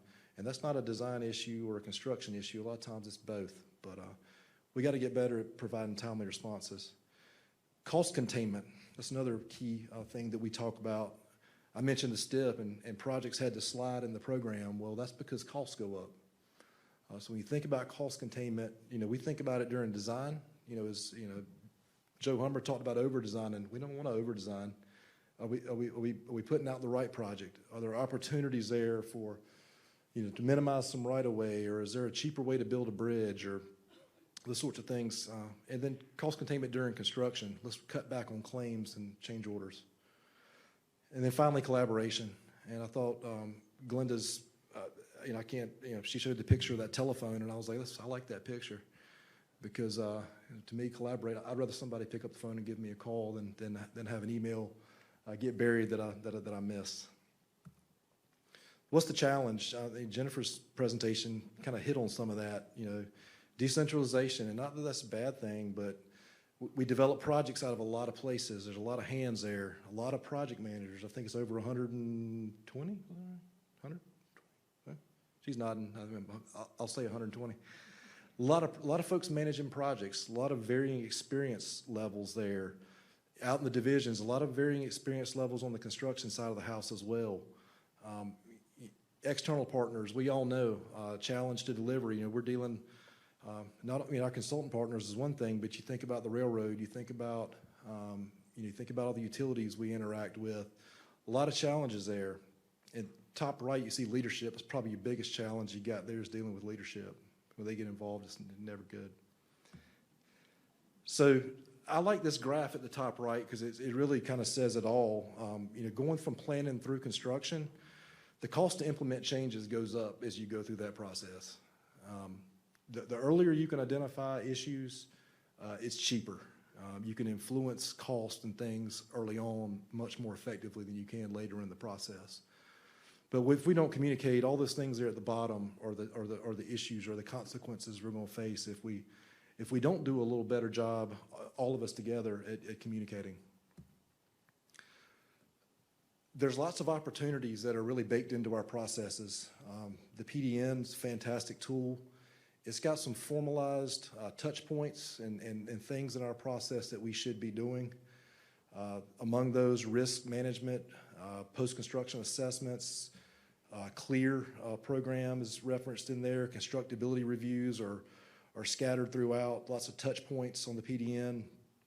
And of course, our field inspections, which there's probably some opportunities there where we can share and make those meetings more productive. Let me back up, though. I will say this, regardless of what's formalized and what's baked into our process, I really do feel like communicating on the construction side and having construction staff at the table when decisions are being made, when we're talking about utilities or MOT or all these important things, I think the more we can collaborate and formally or informally work with the construction side of the house, and that's a two-way street. Our construction staff needs to be available to you. They need to be providing that level of input throughout the design process as well. We can clear a lot of hurdles that way. I want to mention our post-construction assessments because, again, I think that's just another tool. A lot of folks, you guys wrap up design work on your projects. You moved on to the next one, and everybody's very busy. But this is an opportunity to look back and talk to that project team and see how did things go? How did that design I produced? How did, what happened out in the field? Where were the stumbling blocks? And hopefully an opportunity to learn in a transparent way and without fear of being, we're not out to point fingers or throw anybody under any buses, but it's a great opportunity to get feedback. Risk management program is something Allison Tamer's been working hard to really bring into our culture more of a risk, and I like the word risk management because I do really believe that risk should be managed. We all know there's risk in every project that we're working on. And to some degree, everybody's working actively to manage those risks.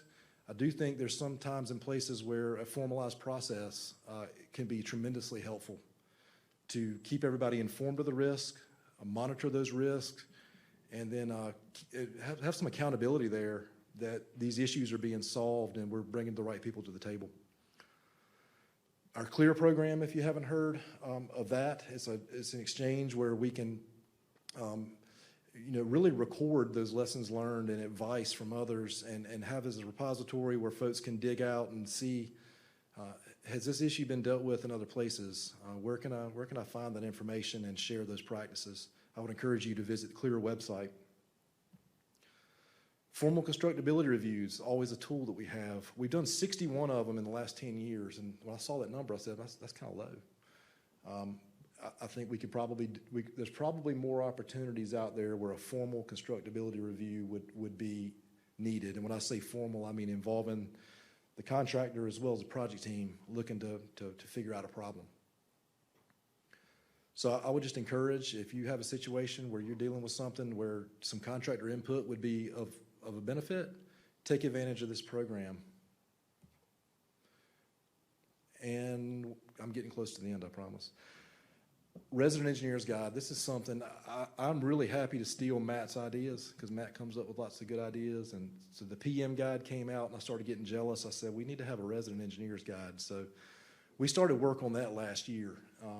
And the guide is sort of PDN-like, but the key thing there is it's got a whole section there, a phase really dealing with project development, and it's really kind of to provide our RE offices, our divisions, our DCEs, and others really some best practices on how and where they should be involved on the pre-construction side. And again, it goes back to those young engineers and folks that may not be as familiar as others, and this formalizes some things they can be doing to help in that regard. I guess my closing thought on this whole thing is, continue to bridge in the communication gaps. It's so important. We collaborate together from pre-construction through construction, make sure we have a good project handoff, and that construction staff is aware of the risk, they're aware of the decisions that were made and why,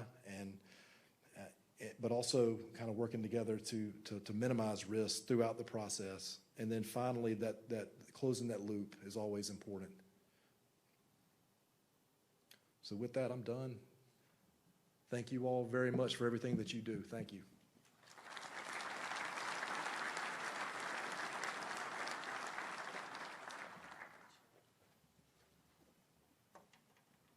I'll lower this again.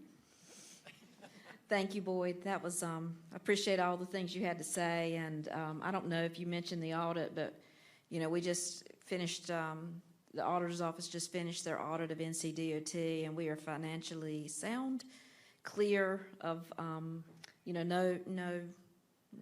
no bad marks. So that's something we're all very, very proud of. So appreciate you, Boyd and Derek. Now you're going to come and talk to us about the PDN and scope and schedules and all that fun things that make us successful. Derek? All right.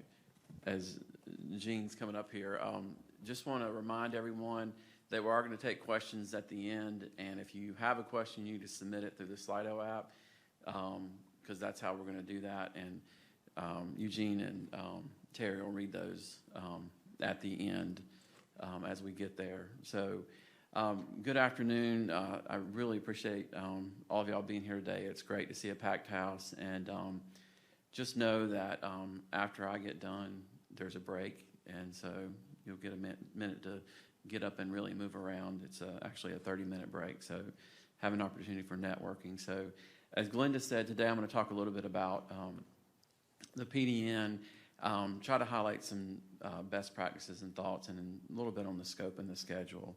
Let's see. Oh, I don't want to go yet, so sorry. So as I was getting ready for this, I was talking to somebody and telling them I was going to be talking about the PDN. And they looked at me and they said, the PDN?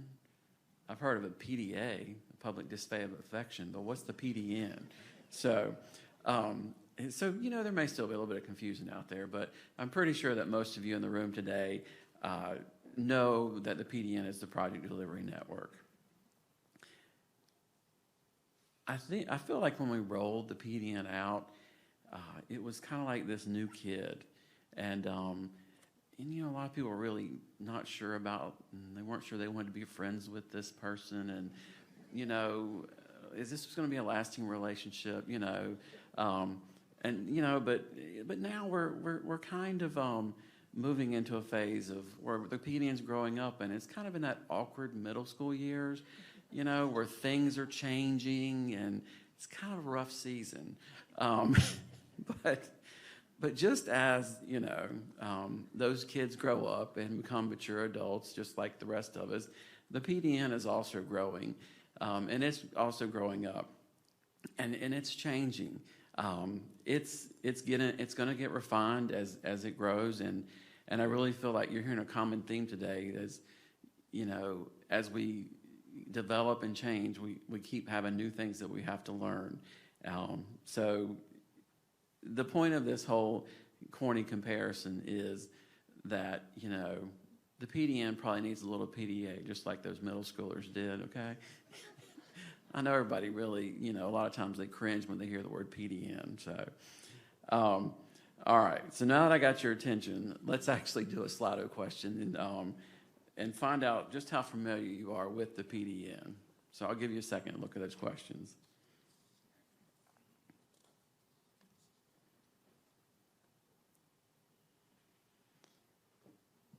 All right. Well, that's good. Most people are at least either familiar or somewhat familiar with it, and unfortunately, most people don't wonder what happened to their cheese. So that's good. So, all right. So we'll move on then. But before we get too far, let me remind you why we created the PDN. If you look back, we were looking at ways to streamline project delivery, and then we needed a way to document that process. And as you've heard, there's a lot of new processes, and there's a lot of new people. So, it's going to take time as we change and as things grow, but we're going to get there. We additionally created it to break down silos and really create transparency. I know most of you would have really appreciated a document like this when you got started, to really be able to see everything that happened at DOT and how it all kind of worked together. And again, with all the new people, I still think that's a valuable tool. And then finally, it was a way to define the deliverables and identify roles. We've transitioned to the project manager and technical manager, so it was important to clarify, what was needed and who was responsible. But again, remember, the PDN is a living document, so it's going to continue to be refined.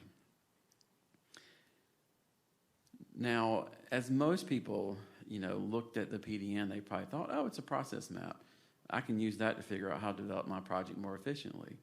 Well, that may be true to some extent, but because the PDN does show, stages and suggest activities to be included. However, the PDN is flexible, it's scalable, which means it's not a cookbook. You need to determine what makes sense for your project. And don't forget, the PDN was developed for a smaller project, not a bridge project, not a new location project. So maybe the statement we should have said all along was that you need to use the PDN, not follow the PDN. So what does that mean? Let's start with what is the PDN. It's really a support document or a tool that really lays out the probable activities, tasks, deliverables, references that are needed to deliver a project. Now, I don't say all the possible activities, deliverables, references, tasks, etc., because every project is unique and it's different. And of course, there's always that completely out-of-the-box project that nobody wants really to deal with. But one thing I want to tell y'all, when you're looking at your scope, no one wants to hear, oh, I included that because it was in the PDN. Or, well, I didn't include it because it wasn't in the PDN. This is about thinking critically about what is needed for that project. The PDN is just a tool. It's a guide. All right. Now, someone would ask, can the PDN, can someone deliver the project with the PDN? Maybe, if they're a seasoned person. But generally, you're going to need more information.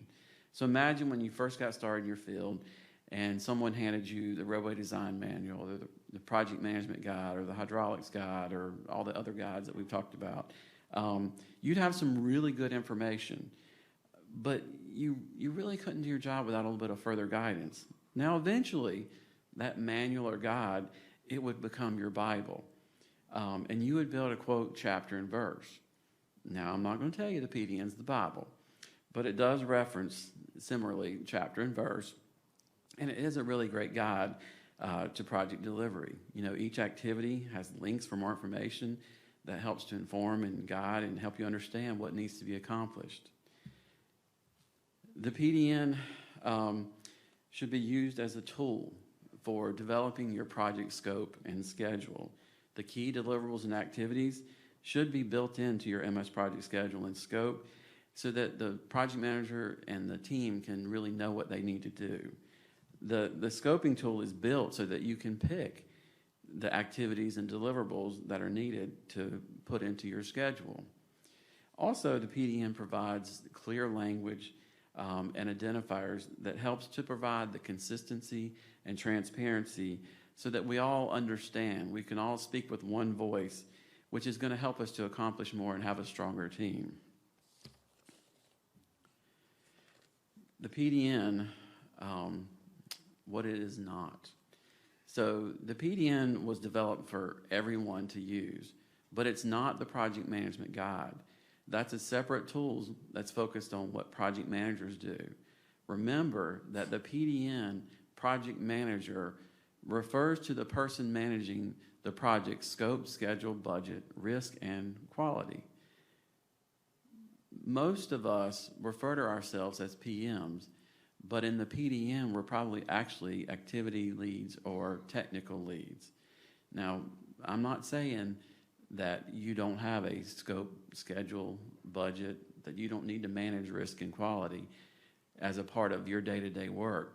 But normally that's focused more on an activity, not the whole project. So just keep that in mind as we think about what a project manager is. And then the other thing I want to say is, at the end of the day, we were trying to streamline and improve project delivery. But if you'll call in the past, we said that we're going to measure things based on a program approach. So what that means is some projects are going to take longer and some are going to be done quicker. So the average is going to be better. Now, hopefully you've learned something today, but let's check out with a Slido question. This is a multiple choice question, so take a look and you can pick more than one answer for what you think you've learned today.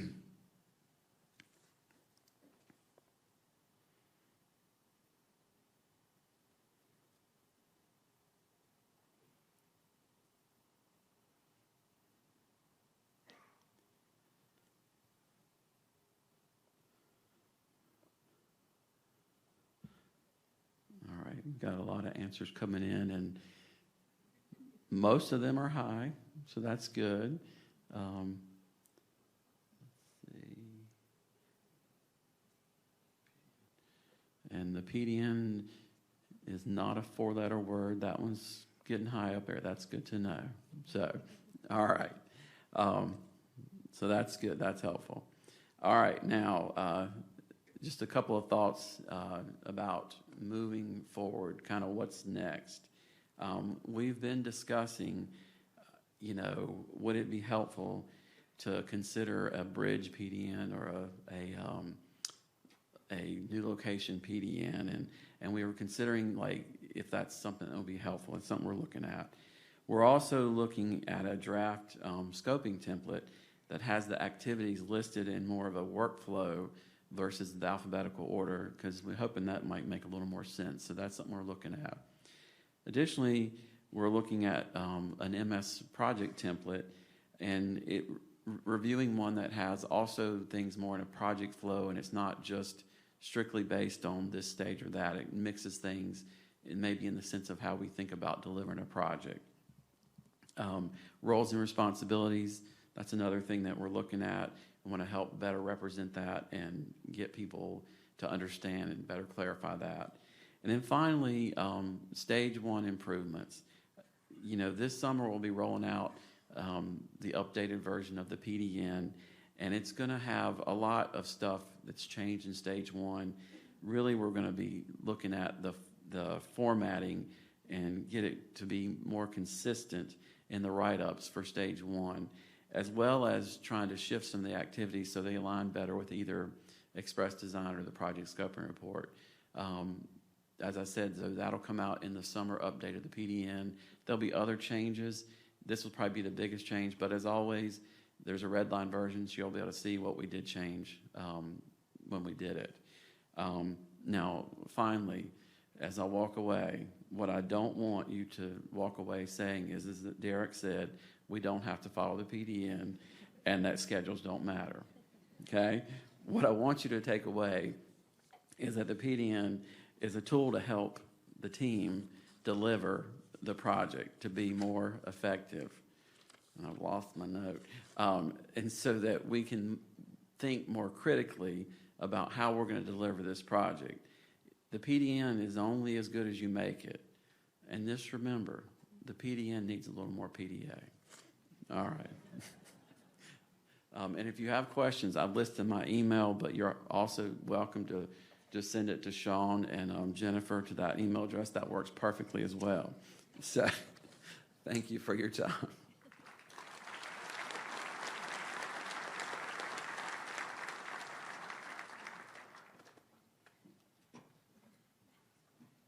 Thank you, Derek. I'm going to try to remember PDN's not a four-letter word. That's what my take on was. No, I'm joking. Okay, we have a few minutes for question and answer.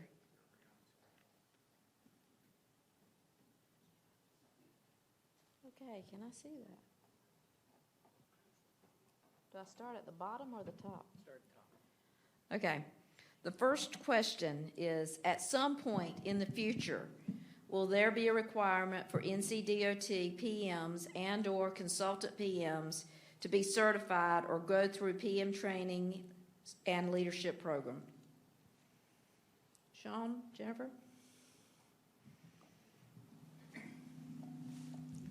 I'll answer that one. At this point, we don't have that's in place. However, that would be a great thing. It's something that other states do, and I think that's a lofty goal that we'd love to get to. But right now, we're just, as Jennifer and Sean kind of shared, we're just trying to get it up and running. So, but in the future, that would be great. But we don't really have a plan for that yet. Okay, thank you. You want to add, Sean? Yeah, I would say, Use the like Derek microphone. Like Derek said, that would be a great goal. I think just getting the training out there and getting that guidance out there for those folks is going to be the first important step. I mean, whether they're certified or not, if they've got the training and they've got the ability to review all that and go through those materials is going to be critical. Thank you. All right, next question. When will the PM modules be finalized and actual training start? So, is this on? Yes. Should be. You need to pull it a little closer, probably. Okay, so I would say to expect to start seeing training roll out 2024. Early 2024, I would hope. Yeah, I think that's a good date. Okay, next question. The chief's office update stressed communication, but also noted only 61 construction reviews were completed in the past 10 years. Who's responsible for coordinating those reviews, and how can designers get feedback from construction to get lessons learned? Okay, let's see. I will say with who would be responsible for coordinating the reviews. Value management really takes the lead whenever a constructability review is requested by the project team or the project manager. Value management unit would take the lead on coordinating that, working with AGC to identify the appropriate contractors that we would want to attend that review. But as far as who could trigger it, it's really anybody on the project team who identifies a constructability issue can really bring that up and really request that that review take place, but the coordination will go through value management. How can designers get feedback from construction to get lessons learned? I think there's probably a couple things going on there. I mean, one, we talked about the clear database is really one place you can go to really dig into some lessons learned from the construction side. But just general feedback from construction could really come from kind of anywhere. And I was going to say, if your design team is actively participating in construction revisions, you should be working with that resident. That's right. I mean, what better feedback than having to deal with issues? So. Yeah, so the division construction staff's a great resource, but also the central construction unit.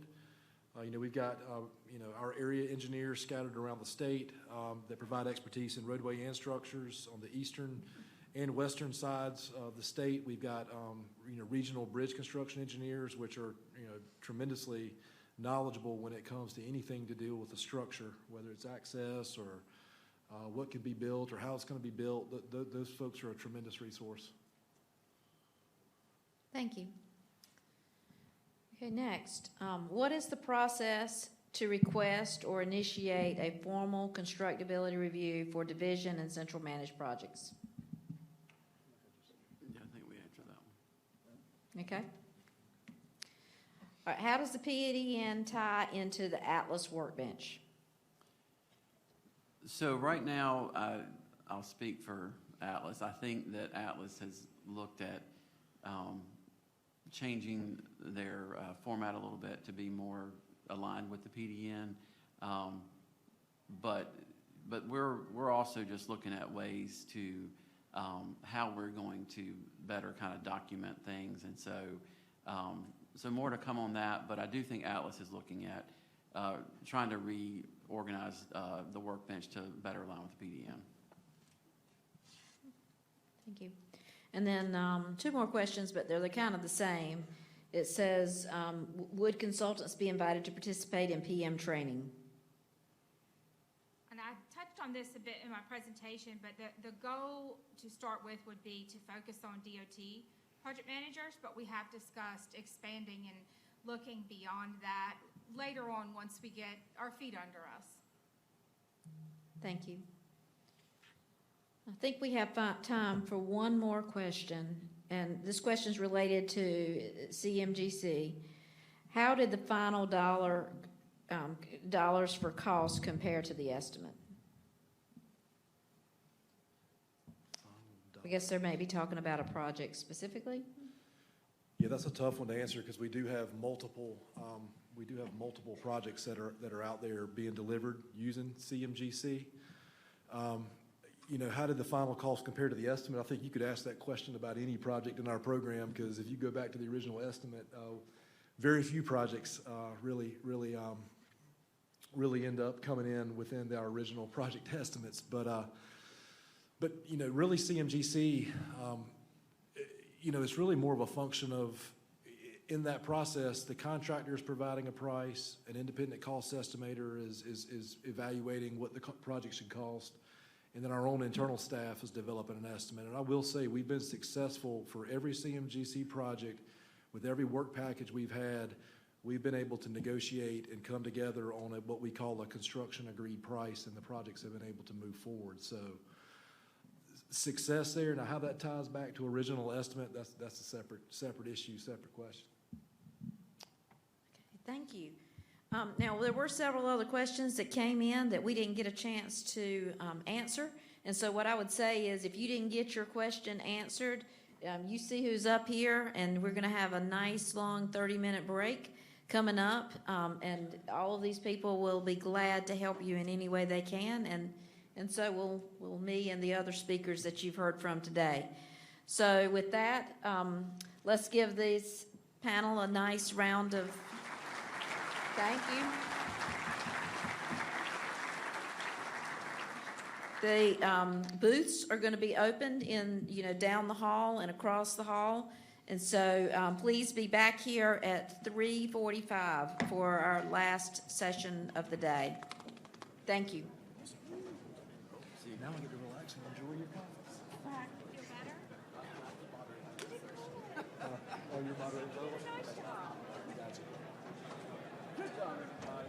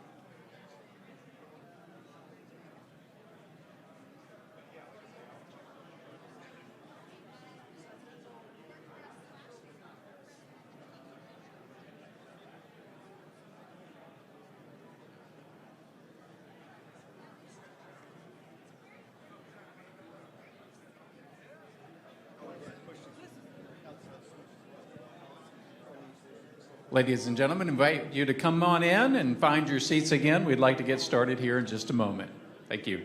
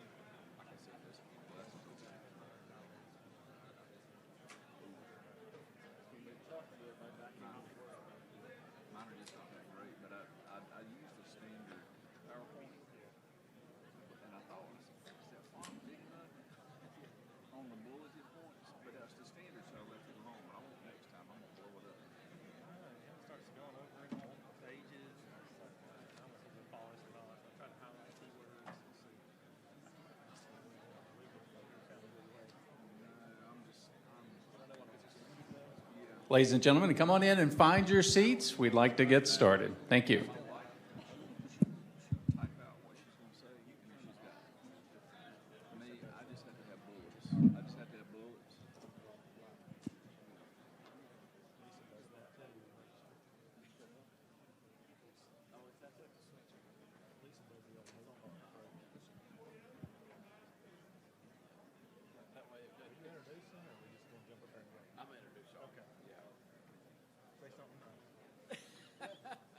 Oh, I'm not going to say much. I'm really going to say Patrick will talk about the mega site pretty much. Yeah, lessons learned.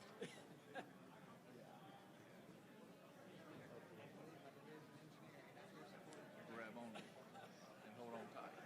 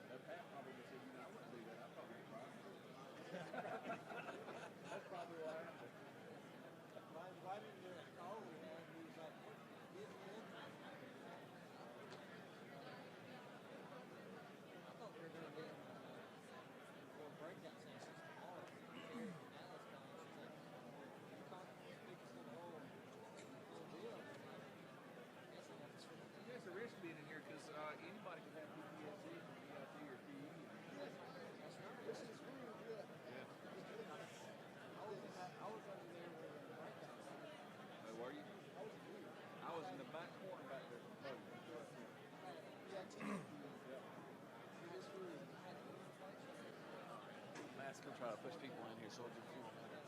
Okay. Touch screen.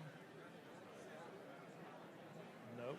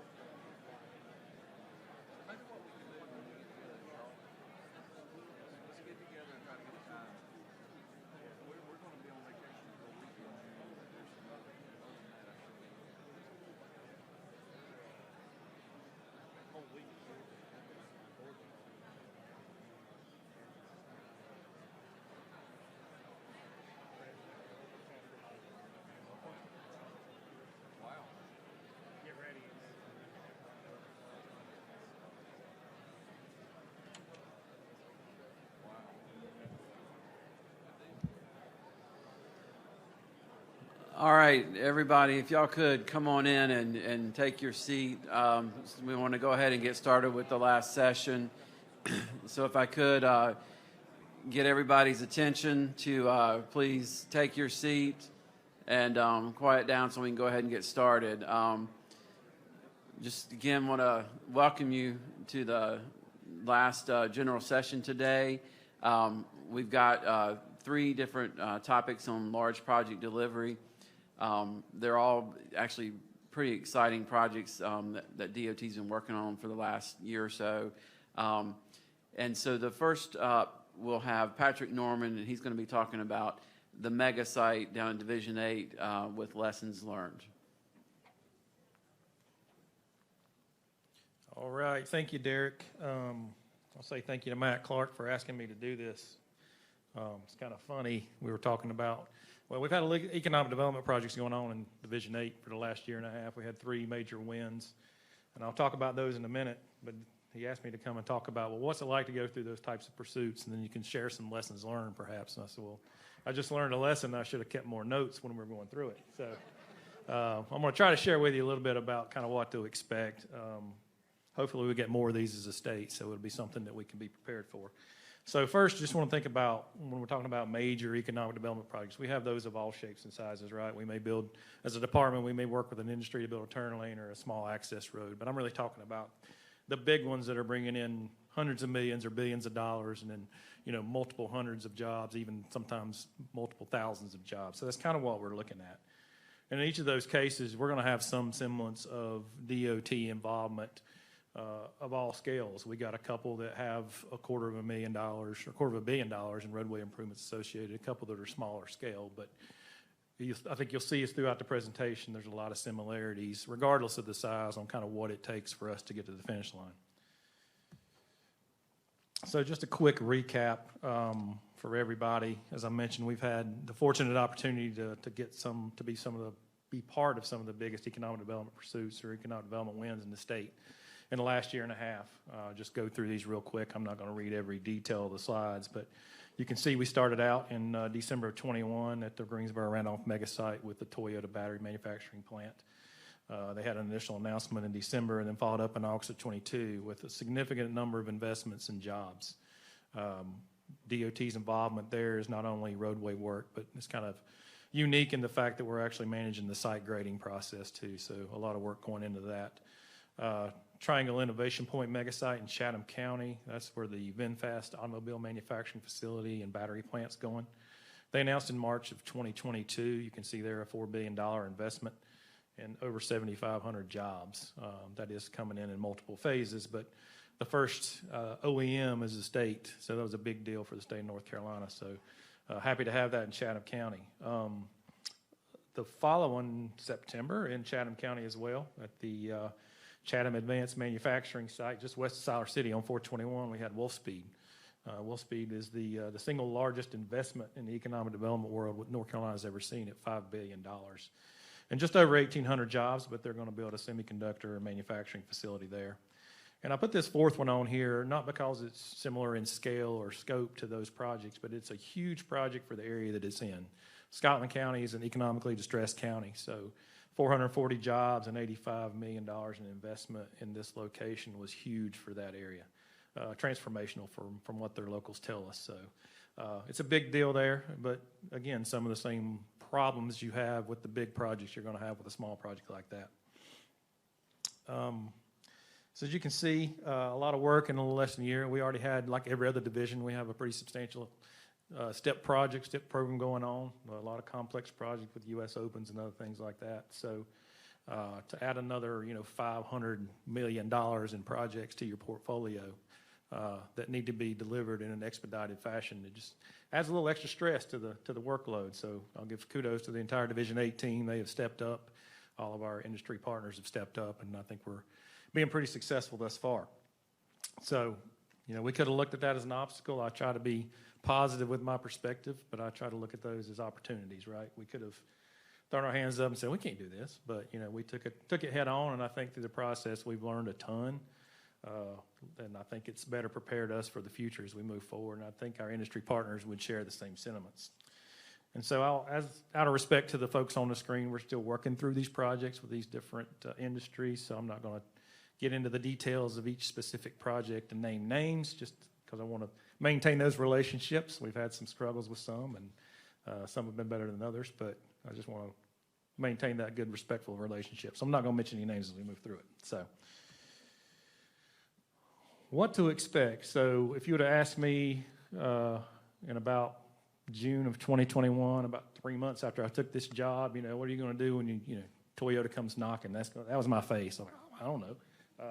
So you just kind of trial by fire. You have to learn it as you go. So there's no playbook for this. And so as I share this, just remember that, every project's different. Every project's going to have more or less details you got to work through. But if we can be a resource in Division 8 to try to answer some questions, we're happy to do that. And so again, we're talking about large projects. So what's going to happen when you go through that pursuit? Your initial contact for these large projects typically is going to come from Commerce and their economic development arm, which is the Economic Development Partnership of North Carolina. So they have a lot of involvement. Local economic developers in some cases, whether it's your county or somebody else that's in the economic spectrum there, they may be reaching out to you.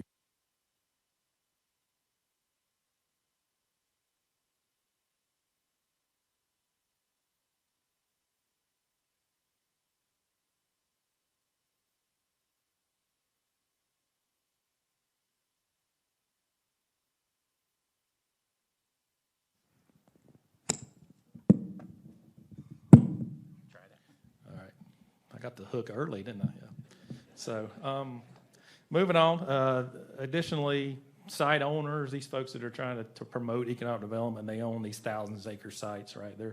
Sometimes they think they got a bigger fish on the line and they're not realistic, but they're going to approach you and say, hey, I got this deal coming and we need your help, right?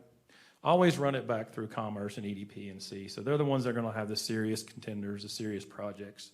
They're going to be able to provide you with the project worksheets to give you all the investment numbers, the jobs that they're going to create. And at the end of the day, they're going to be your arm to help negotiate with the legislature on potential incentive packages. Confidentiality is going to be a huge deal. You can expect to have to sign non-disclosure agreements, and it's imperative that you keep that confidentiality because a lot of these folks, they're competing with multiple states, or we're competing with multiple states. And so if we get something out in the press that's really in advance of their announcement decision, that can really put a bad taste in their mouth for North Carolina, and they may walk away, and we're going to lose a multi-billion-dollar investment. So we don't want that to happen. There's going to be a project code name. I've seen all kinds of project code names as my time in the chief engineer's office worked with these smaller projects. But just for an example, like Toyota, I think they were thinking about battery manufacturing as something technologically advanced. So they were Project Darwin. VinFast was Project Blue just because their primary color is blue, right? So there's no rhyme or reason. But there will be a code name, so just plan to use that. So you may or may not know who the company is going through this process. The level of preparation is going to be variable across the spectrum. So you would think that you have a big client coming in that's going to invest billions of dollars and create all these jobs. Well, they know what they want to do. Well, no, they don't. They know that they're looking for a site, and they have a proposed site plan that they want to put on this site, but they don't know the specifics about the site. They don't know the wetland features. They don't know all the jurisdictional features, right? So they're trying to figure out, well, how can I take my footprint that I want and fit it on this site? So that in itself provides some challenges for you because some of them are not very flexible on that site plan. We want this, and we got to make it work. So those are things you have to work through. The site selection consultants, a lot of times you'll have companies that are representing these big industries that'll come out. Experienced site selection consultants can be very important. They are very helpful. We've seen kind of both ends of the spectrum on site selection consultants, and I think one way you can tell if they know what they're doing is, are they familiar with kind of the funding streams in North Carolina that are available to try to help support these projects, or are they actually familiar with some of the permitting processes and the time frame so they can speak realistically to their clients. So they're a very important piece of this, and they'll be a big piece in trying to help you sell this project in your area to the client. So you got to get them on your side. The EDP&C and Commerce representatives, they are they are varying levels of experience. You have some that have many, many years that are senior level. You have some that are pretty new, right? So a lot of times they don't know the questions to ask. They don't know what to ask you about, well, what roadway work do you need? How much is it going to cost? How long is it going to take to build? So all those conversations need to be had. And if you look at the EDPNC website, they have a multitude of representatives that are in all sectors of industry. So while you may not know who the potential client is, they should be able to give you some hints, but that individual is either going to work in the transportation space, or they're going to be maybe in the food space. They might be in the life sciences space, so you'll kind of know what potential industry you're dealing with. Two of ours have been transportation, obviously, so that's been clear there. The proposed site that you're dealing with, as I mentioned, these folks have a lot of different variables they're considering when they're trying to pick a site, and the site itself may be more developable ready or more ready to receive this big industry than others. There's probably multiple sites at play potentially within North Carolina, but definitely across the country that these folks are looking at. And typically they're going to go through a process, and they're going to whittle it down from 50 to 10 to that are really realistic, and then they're going to do site visits. You'll be involved with that, right, trying to sell the transportation network and the need there. And then they try to whittle it down to maybe 2 or 3, and hopefully when we're in that final 2 or 3, we can really show how we are above everybody else. But there's going to be different variables and different proposed sites, and so all of them are different. DOT even, obviously we have different situations in our mega site pursuits. We had one where the owners were very, they were diligent in trying to do their groundwork. They had proposed transportation improvement plans. They had things that were, speculative users, and they were prepared, right? They'd even talked about speculative permits, all that.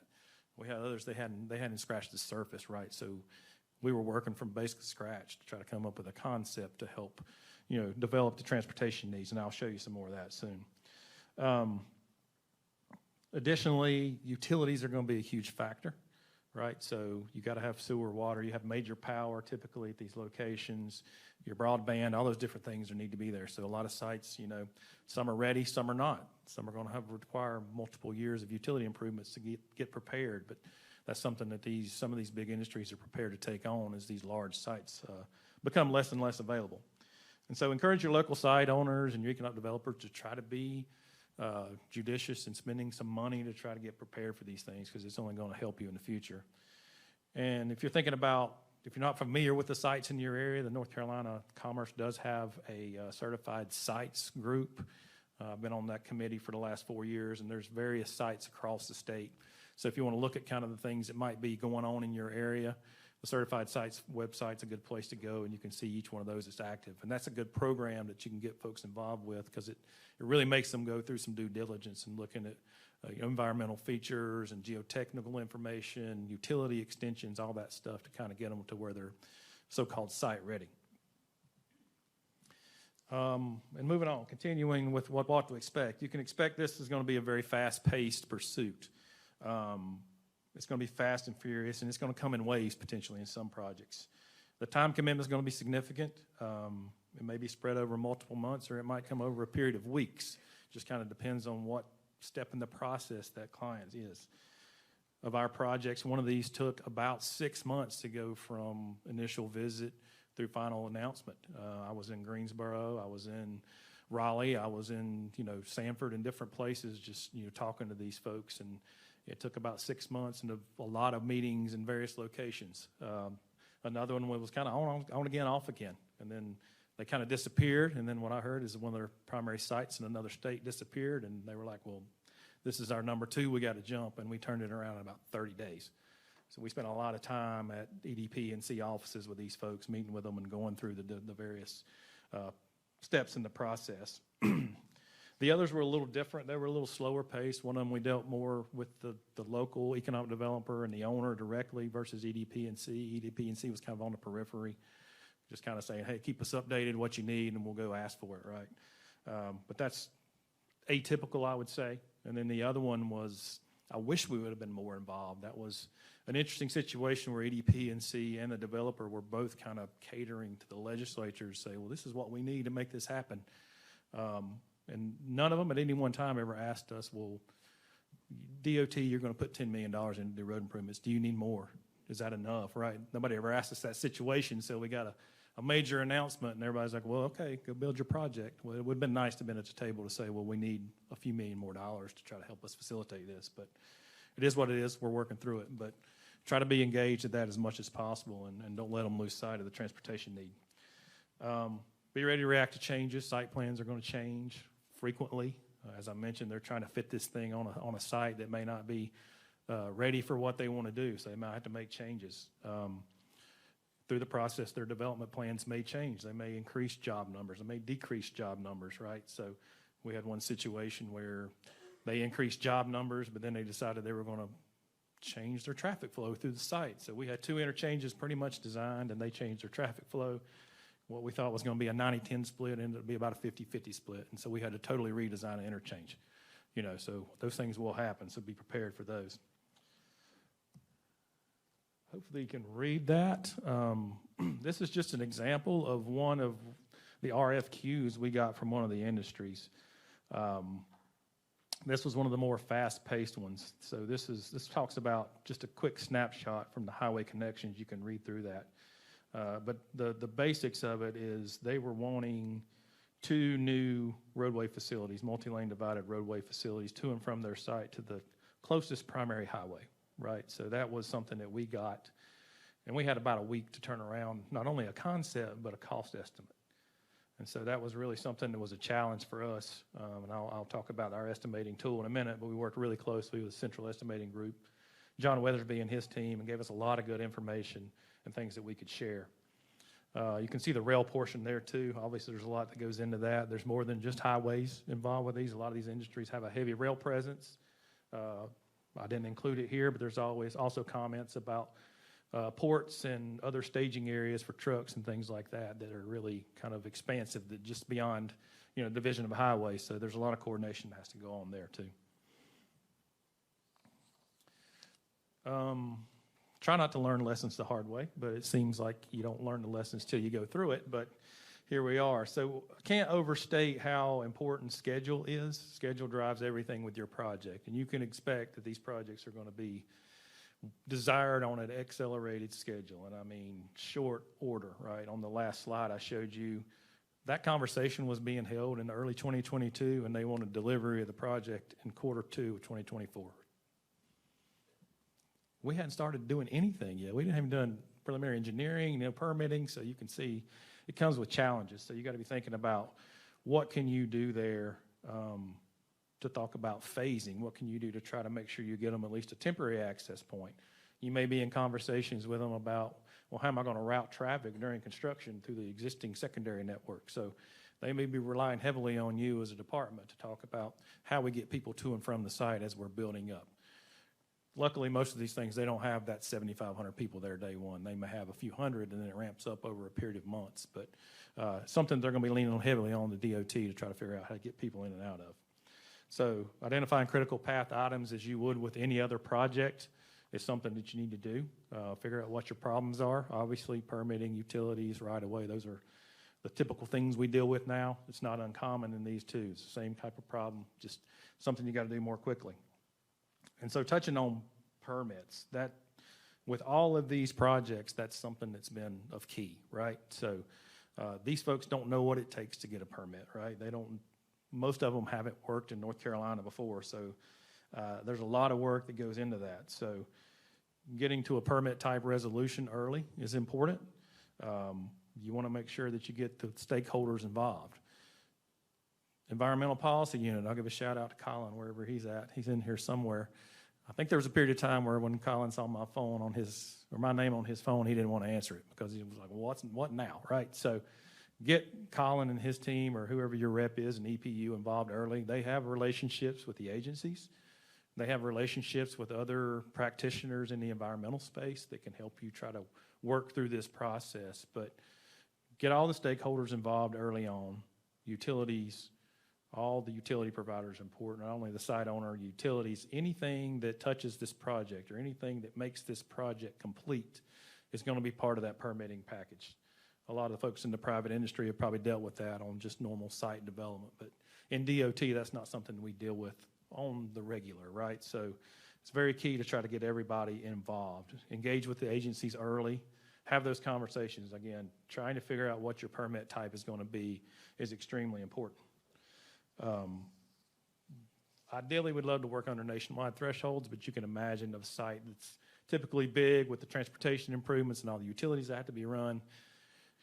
99% of the time, we're going to exceed those nationwide thresholds. You can expect to go through the joint IP process, right? So it's going to take a significant amount of time. Communicate that early and often. And again, make sure your stakeholders are involved inside DOT and outside DOT. Something else that we've looked at, obviously, budgeting is another critical item. The notes here, right, be firm, but be realistic and include everything in one of our situations early on. This same client had looked at the site about 4 to 5 years earlier. There's some estimates that had been done. We hadn't done a whole lot of work to refine those estimates. This was really prior to all the inflationary factors hitting, but at the same time, things cost more over a period of years. And the thing turned around so fast that Commerce was asking us to, can you look at this estimate? Can you still do it for this? We're like, I don't know. We don't have a full site plan. We don't know what we're building, right? We think we can. Well, can you do it for less, right? Well, I think not unless we eliminate an interchange or do something else. So there was a push in that one from what we understood, because I think we were looking for some success as a state. So we were probably trying to figure out, well, how can we get this thing delivered, right? So we might not have been completely honest with ourselves on cost. And I think we made some assumptions that Commerce Partners thought differently, right? We assumed they knew that our costs would have, we needed extra for right-of-way, we need extra for utilities, all that stuff. We had a huge cost for mitigation on this project, wasn't included in that. So at the end of the day, our incentive package turned out to be probably way lower than we wanted it to be. So as you can imagine, if you're going through a process trying to develop this site, and you got to go back to the legislature to ask for more money, it's not a pleasant conversation. So definitely something to be aware of. If you feel comfortable reducing your scope and your costs, do so, but otherwise stick to your guns. Identify key players from the client side. They're going to be critical in your pursuit, and then you need to stay engaged with them often. They're the people that are going to be at the table. They're going to be the people that are having the conversations with their leadership, trying to sell North Carolina back to their leadership. So you having a solid relationship with those folks, communicating with them early and often is going to be important. And once you win the project, those are probably going to be the same people that are still at the table as you're working through designs and things like that as they represent their company. So that's very important. Build a strong team around you. Just like every transportation project we delivered, you need a strong team. You need to understand what your important disciplines are. Put a strong team together around you to support you through the process because it's going to be very, very helpful. Again, communication, can't overstress communication. You see the meme there. If you want what you expect, you need to be clear about what you expect, right? So it goes back to the conversation with Commerce. We weren't completely clear with what we expected on our cost, and so that was a misstep that we could have prevented. So be clear and be concise, but stand up for what you believe is right? Because I think at the end of the day, we'd love to win the project, but we don't want to sacrifice, our sanity and having to deal with those things because we weren't accurate. Document, extremely important. I made the joke about not having enough notes. I think we got a lot of notes on a lot of these projects, but that's going to be critical early on, especially when you're making foundational decisions. As I mentioned, site plans are going to change. The development priorities for this individual client might change, right? So document your decisions so you can go back and say, well, no, I'm doing what you asked me to do, because they're going to quickly point the finger back at you and say, well, you're not doing what we asked. So document. And of course, when you wrap this thing up, there are significant public dollars involved here. So they're probably going to be FOIA'd, Freedom of Information Act, right? So people are going to know, well, where did you spend those tax dollars? So good notes, good document keeping is going to be important. So this is just a quick snapshot of our estimating tool. I'll give some kudos to Reuben Blakely, our construction engineer in Division 8. He worked with John Weathersby on this, and once we kind of saw when we had to make that quick turnaround in about a week, we needed something to pull from to try to get cost in a quick manner. So Reuben put this together. This is a quick snapshot. It kind of gives you some information here. You see we put a lot of miscellaneous items, mobilization items, engineering inspections, permit coordination, right-of-way utilities, overhead indirect costs, those things that we're going to have to pay for, those BSIP charges that everybody tends to forget about, you still got to pay for that. and it all comes out of the same budget. So this is just a few examples of what we put together on that. There's another list of items down below there, whether it's a 2-lane access road, 4-lane access road, with curb and gutter, without curb and gutter. So these are pretty useful, and we're happy to share this with anybody if you want to take a look at it and if you need it in short order. It's very, very helpful. So what's your goal? I think it's close enough there. Like, you're not going to get a trophy for doing all this. I just couldn't pass up putting that meme on here. But win the prize. At the end of the day, it's our goal to promote economic development, so we want to make sure we get these projects to the finish line. Be honest, as I mentioned, be confident. We don't want to put ourselves in a position of hardship by being unrealistic and overpromising. So our reputation goes a long way. We've built a strong reputation in the last year and a half, 2 years. We're the number one state for economic development. I think we've seen that with all the victories we've had, so we got a great reputation right now, and we got a strong track record, so we want to make sure we keep that. And so being dishonest with these clients is not going to help that. Be confident in your communication. That's probably easier said than done, but when you're meeting with the clients and their site selectors, they want to feel like they can trust North Carolina as a team. Don't be afraid to put your saleswoman hat on. Try to sell your area. The transportation system is important, obviously. All those things that you can quantify, transportation, utilities, workforce, all those things are important, but just as important are the quality of life features that you have in your area. And sometimes even the EDP&C reps or commerce reps, hopefully your local economic developers know that, but sometimes it might be part of your opportunity to try to sell that too, whether it's recreation, whatever it might be, whatever you love about the area you live in, try to sell that, because those ancillary things are very, very important too. And so I think the projects are going to continue to come. They may not be at the pace that we've seen over the last few years, but if you keep up with the budget, the legislature is investing a lot of money in mega site readiness and mega site pursuits. So I've talked to a few legislative members, and I think there is some desire potentially for the state of North Carolina to get into the business of developing these mega sites and owning the property. So I think our involvement's only going to be more key, right? And so we're going to have more of these opportunities.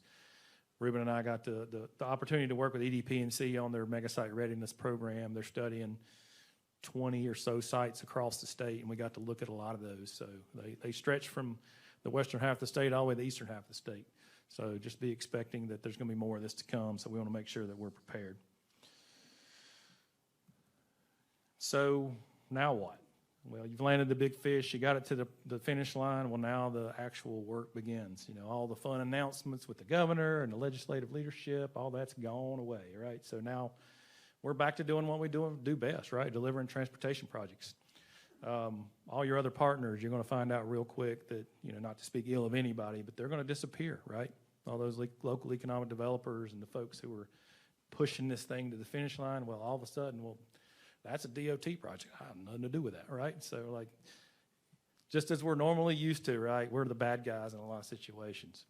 Right-of-way acquisition, we're dealing with it now on some of our projects. Why are you condemning property for a big private investor like this? They're bringing billions of dollars, but you're using tax dollars to condemn property, right? So it's controversial. So you're going to have issues with that. Your public backlash is going to be huge, right? We're dealing with it on all the projects, so it's going to be something you have to deal with every day.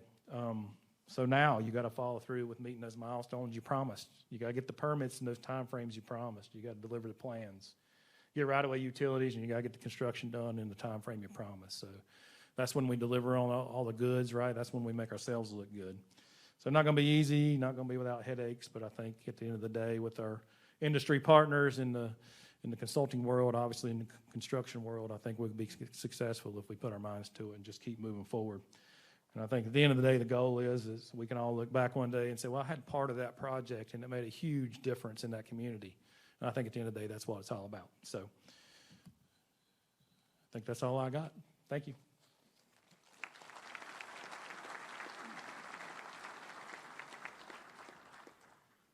Thank you, Patrick. That was really informative, and I'm pretty sure Patrick definitely wants the pace to slow down, at least in his division. So up next, we've got Drew Cox and Steve Kendall, and they're going to share some information about the I-95 projects down in Division 6.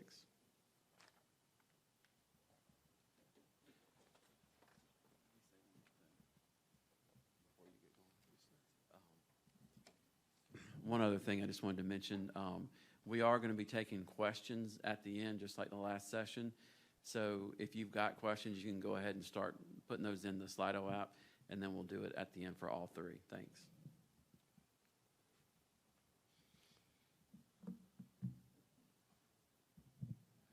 All right, so let's check your humor dictionary here. So the best economic development project name, code name that I have been involved with was Project More Cowbell. No lie. And they won the project. That was, and when we talked to the guys, I was like, for real, y'all named that after a SNL skit? Everybody loves Christopher Walken, so that's all I got to say. All right, so I-95.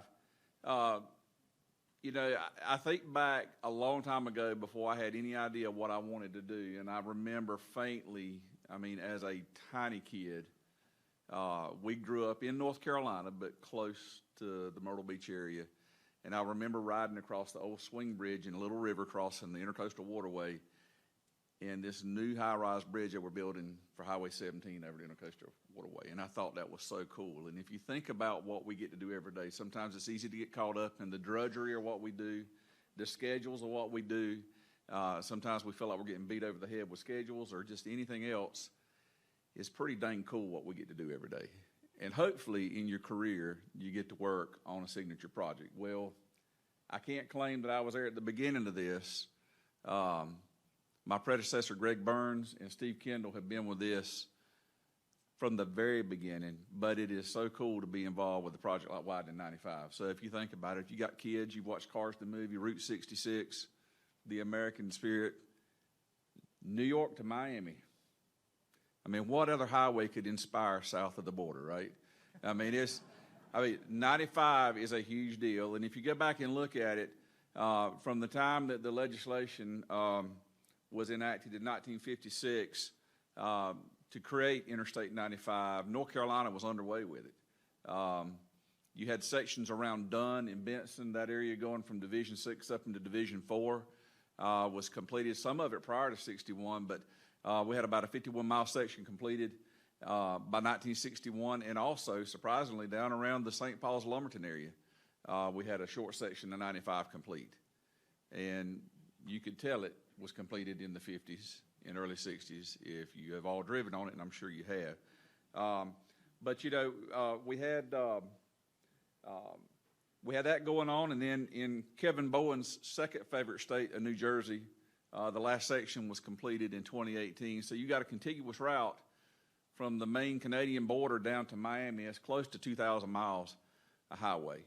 And we call it Main Street USA. And what is really cool about this thing is when you start to look at it, Interstate 95 has the ability to touch about a third of the U.S. population and up to about 40% of the gross domestic product in the U.S. that moves. So 95, in our mind, is a pretty big deal. You know, if you look at where we have been with 95, current condition, we're up to 72,000 vehicles per day in certain locations along 95. One of those being this flooded area in Lumberton that we had some major challenges with in Hurricanes Matthew and Florence. A heavy percent of trucks, going back to the freight issue, GDP, up to 13% trucks. I mean, that is a high volume of trucks. I mean, if you've been on 95 in those narrow sections where, excluding paved shoulders, we had 24 feet of median with the numbers of trucks that we had on that facility, you had to pay attention. And, you know, we had a lot of resulting accidents with that. Dr. Hummer talked about a lot of those things a while ago. You had to pay attention on 95. And I'll tell you, I live in Whiteville. I've got 3 kids within a 5-mile radius up here, and they travel 95 a lot. And one of the last things I say is check the GPS to make sure that you don't have an accident out there. And quit fooling with the radio and pay attention to what you're doing when you're on 95.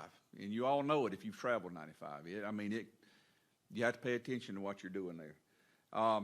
In addition to that, Short access ramps on and off the interstate, getting on and off a narrow interstate with a short ramp.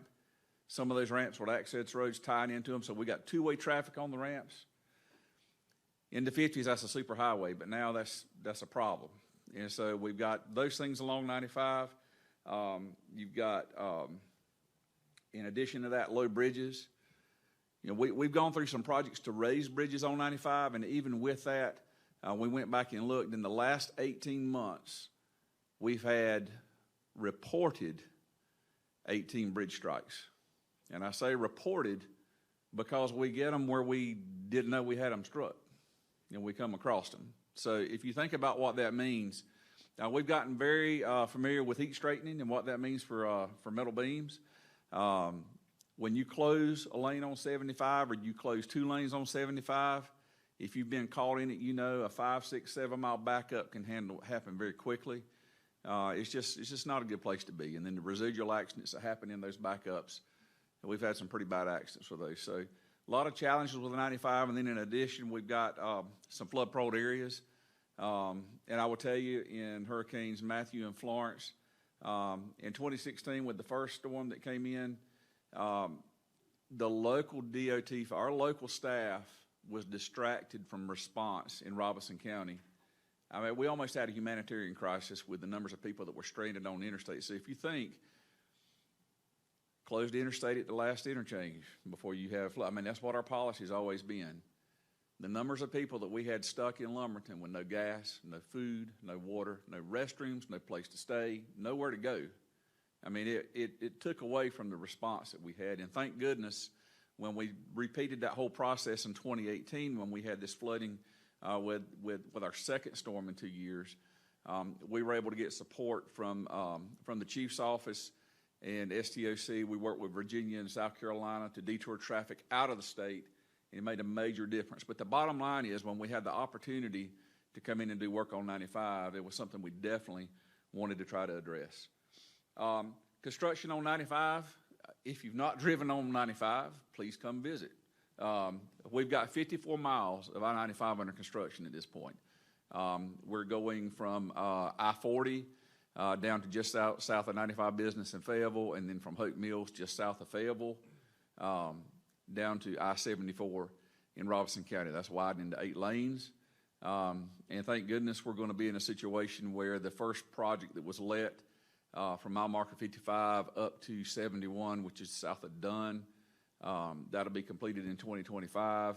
The remaining part of that will be completed in 2026. And I think you'll see a major difference. I think everybody that's ridden south of Raleigh on I-40 now can tell you that 8 lanes is a whole lot better than 2 or 10. And so we think we're going to see the same thing with I-95 as well. We are doing resiliency improvements to these 4 areas that are flood prone. That is going to be, I think, a major improvement when we get into emergency response and just moving people and goods.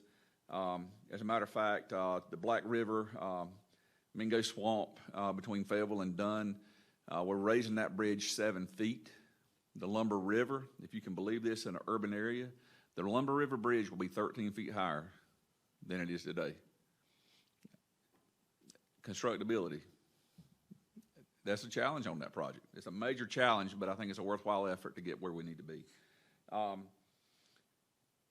One of the interesting things that we're doing, and this is in conjunction with STOC and their support, we're doing tow contracts for quick clearance of accidents on 95. So if you can imagine, it's tough driving on 95 before we do construction. When we do construction, we've got tow contracts enacted so we can quick clear and move accidents to try to keep people moving.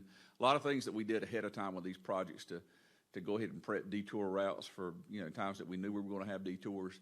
We did a lot of improvements ahead of these projects being let so we can make sure that we keep people moving and try to keep people as safe as we can keep them during the construction of the project.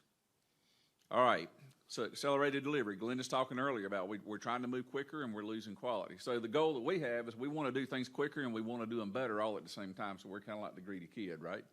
So we want to deliver these projects, and I will tell you, without getting a whole lot of detail, we had some interchange projects we're moving on here that we were working on the design, but once we got these projects committed, from the time that these projects were committed to the time that we had them let, we're looking at about a 4-year period.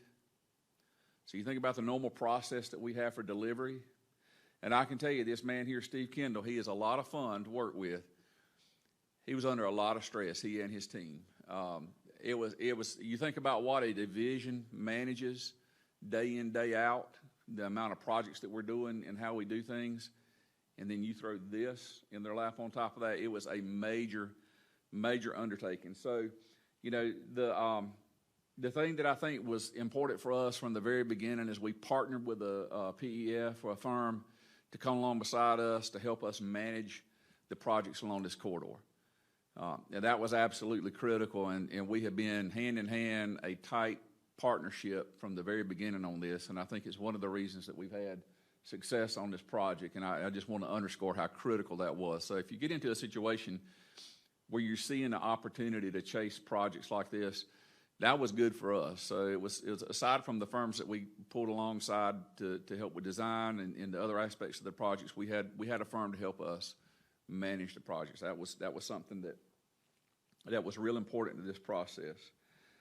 The other thing that was done is we identified a project called critical path, and then we started to look at what we needed to do to shift resources to tackle that critical path. So, you know, we're looking to make sure we're trying to cover everything, but the things that were critical to project delivery, those things were focused on, and then actually looked at areas where timelines could be compressed on that.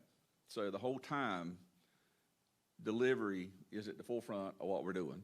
One of the things that just was amazing to me as a division maintenance engineer when this process started, our division staff, along with our partner firm that was helping us manage the projects, they were pulling design teams in. They were having monthly, I call them marathon meetings. I know every time I came by, it was like, it's like, is there a poker match going on in there? Because the door was shut, it was packed. When break would happen, it would be like 50 people were coming out of the room.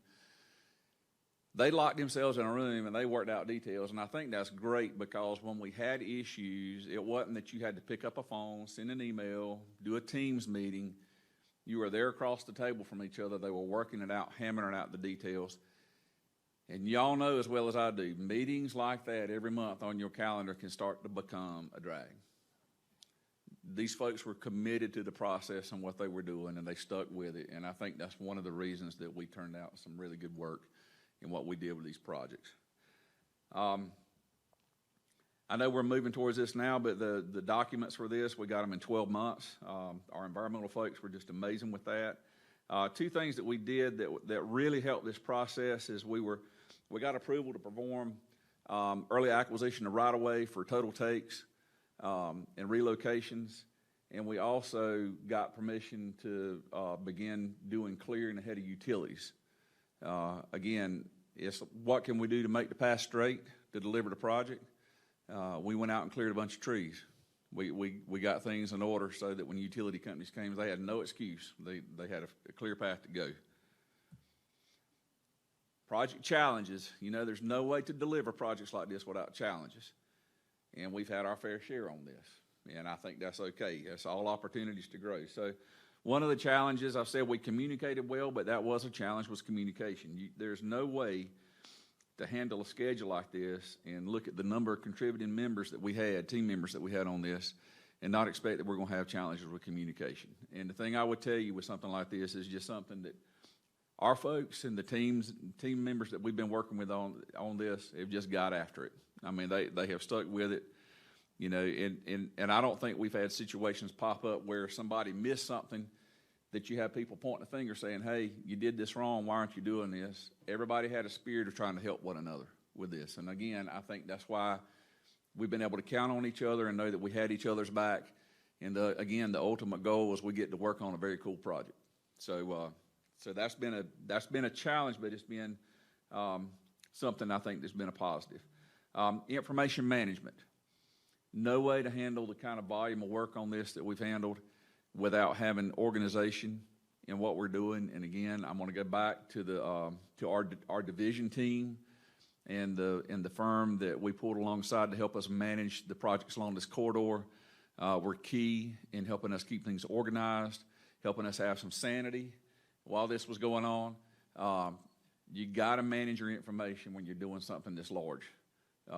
It's got to be organized. It's got to be where you can put a quick hand on it. Because I can tell you, there's time and time again that I saw these guys going back to things to deal with things that had happened, or hey, we had an answer to that. What was that information? We've run into things on this project that just make you scratch your head sometimes, but our folks have always been able to find answers in where we had gone through and worked through problems, and we've been able to address some of those questions that came up because they had a good organization to what they were managing. Glenda talked about this earlier, design reviews.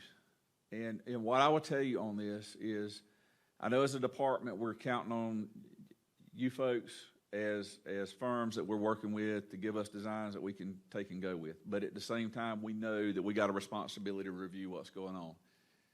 When you're looking at a compressed schedule, look, I was a district engineer. I worked in the combined district resident engineer's office for a long time. We would have plans come in, and it's like you were having to force yourself to sit down and do a detailed review of those plans. But I can tell you, every time you did, it was money. And all I will tell you on a project like this or projects like these is you have to review and sit them down and come back to them and review again. If you do a PowerPoint like this, you're going to sit it down and come back to it and look at it 2 or 3 times. These project plans, you've got to review and review and review again. And they got this. You got to commit to spending time to review these things because it is so easy to miss small design elements in these things that have big consequences on the back end. And what I will tell you all, I don't know how many of you here have worked on the maintenance side of the house with anything. We get some big budgets to build projects. GMR is a tiny little fraction of what we do.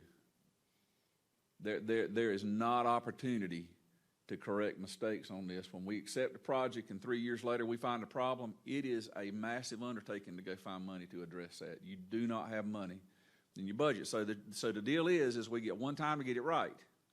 And that's while it's under construction or under design or whatever. And so I just will go back and underscore that again and again and again.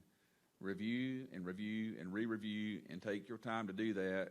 And this is not a finger pointing issue. It's a we're on the same team issue, and we got to have each other's back when we're doing projects of this magnitude, because I will tell you, you're going to find issues. We just have to make sure we're looking out for each other, because at the end of the day, there's this word that has been fresh for me lately called liability, and we all are in the same boat with this. To me, at the end of the day, the big deal with this is we want to deliver the best project we can. 95 is a signature project to me. I want this to be the best it can possibly be. And I think that's what our team wants to see. And so that's the way we're trying to approach this as a team. But I'm just telling you guys, review, and when you think you're done with it, review it again. Project management. Again, I want to take a minute just to tip my hat to Steve and his team and what we're doing in-house. Any of these division engineers can tell you the several hundred projects that we're managing in the divisions. We welcome the opportunity to do what we're doing. I think it's an incredible opportunity to have responsibility and to do what we get the chance to do in the divisions. But it's a lot, and these folks do a tremendous job managing what we do. Steve and his team have done a tremendous job on this 95 project, and I'm just excited to say that that we're under construction, and it's every time I ride 95, it's almost like a kid at Christmas. You see something that's been done, and it's just exciting. Key takeaways. Key takeaways here. I'm going to throw this back, and he said, "Don't mention my name," but I am. My predecessor, Greg Burns. I learned this from him a long time ago. Greg would ask you why until he would run you out of answers. And you would think you knew more than Greg knew about something. And he would ask you why until you would be out of answers. And that's one thing I saw on this project. When we started looking at this and I started listening to what was going on when these things were first being developed, the question why was that, why can't we do this? Why do we have to do it that way? Why can't we consider this as a method for delivering this project? And they would ask that question until they exhausted the answers. And the net result of that is I think we saw some things get out of the box, And we started to look at ways that we could accelerate this project, but deliver it as a quality project. And so that's one thing that I would challenge you to do that we've learned out of this is when you stop taking the status quo as the answer and start asking why in the world can't we consider a better way to do something, there's great opportunities there, and we've realized them on this project. The second thing, and this is key, and I've said this a long time, we've seen a benefit from this. I've watched Steve Kendall go out on the job on I-95 and meet with the resident engineers and the contractors, and he's getting positive takeaway from that as a design engineer. The project managers that report to Steve are doing the same thing, but I want to tell you, on the flip side of the coin, y'all know this, and if you've worked in a resident's office, and if you've been in here and you were a resident engineer, you know the residents get a little prejudiced sometimes about their design, saying, what in the world was that designer thinking? Well, there's been some positive takeaways for our residents too. Our project managers have been able to have the opportunity to explain, well, this is why we looked at it that way. Bottom line with that is our project managers and our resident engineers have both gained value from those experiences. So our staff, we're encouraging them to go out on projects regularly. We want them out. We want them there at the beginning. We want them looking at right-of-way and utility issues. We want them looking at what the residents are dealing with on constructability issues, on traffic control issues.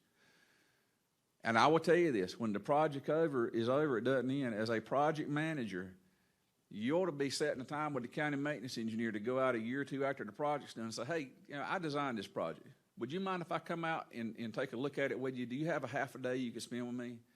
Get out and ride your project. Because I bet a lot of you in here are designers that have not had the opportunity to be in the field a lot. And there's so much that you can gain. But I'm going to tell you, there's a lot that our folks in the field can gain from the knowledge that you have. So I would just encourage you to do that. I've watched our guys as they've got out and do this more and more. I think it's something they enjoy. I think it's something they look forward to. And I think you'll gain a lot from it. But that is one thing that we're really trying to push and encourage in our division. Good communication and organization are the foundation of any project like this in delivery. I think I've underscored that. And then finally, I want to say this. We're all a team. There's no way we could do what we're doing without you all. There's no way that this project could be delivered to the state of North Carolina without us as a group coming together and working as a team to deliver this. I think it's a pretty neat collaboration. It's amazing when you can get so many different people with so many different backgrounds, working really with so many different firms that pull together to deliver something like this. And I think it says a lot about the great state this is and why so many people want to be here. So again, I appreciate the opportunity to come up and brag on our folks a little bit and what we're doing, and I hope you'll get to ride on a I-95 that's a whole lot safer here in the near future. Thanks.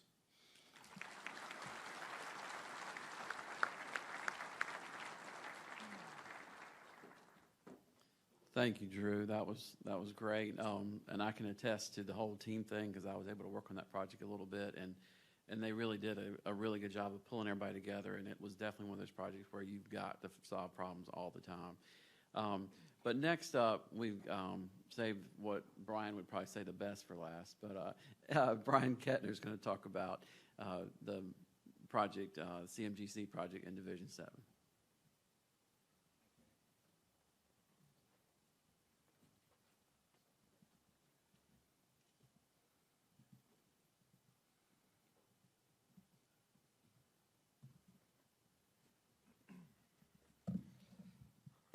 Good afternoon, everyone. So my counterparts over here ran a little long, so I'm the only thing standing between you and the beverages in the other room. So we'll try to speed this up. But what we're presenting on today is the CMGC project, alternative project delivery method for the Boom Supersonic Economic Development Project at the PTI Airport in Greensboro. So this is my project mission statement, and hopefully, as you see, once we get into the schedule, you'll understand, make the impossible possible. I just want to show a quick little video here of what we get to be a part of with Boom Supersonic. Has anybody in here seen the new Top Gun movie, by show of hands?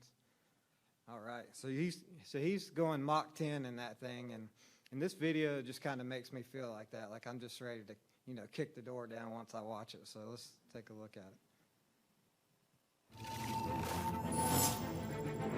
It's about time.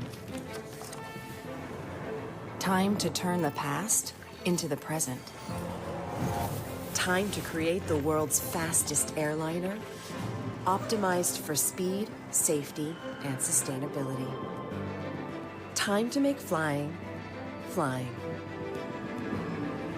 Meet the refined design. Overture.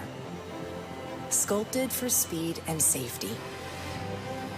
Engineered for a sustainable future.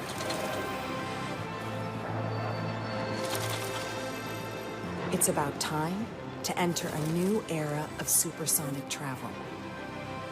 Time to turn the future into the present. It's about time. Boom. Supersonic.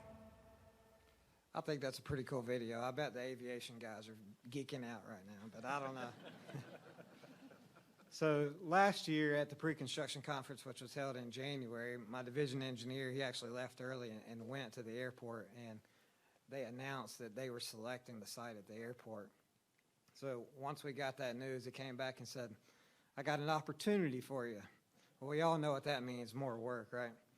So in the economic development, the House Bill 77, there was $35 million allocated to the roadway portion of this project. On the flip side of that was the airport had developed a process or a concept that was about a $70 million concept. All to say, we haven't even started this thing. We didn't know anything about this project, and then all of a sudden, oh, by the way, we need to have the road open by Q1 of 2024. So we scrambled around and gathered up based on relationships and teams, and we had a kickoff meeting on February 4th of 2022. We had division staff, technical units, PTIA and their consultants. We had RPES and natural environment subs, location surveys, and the Army Corps of Engineers.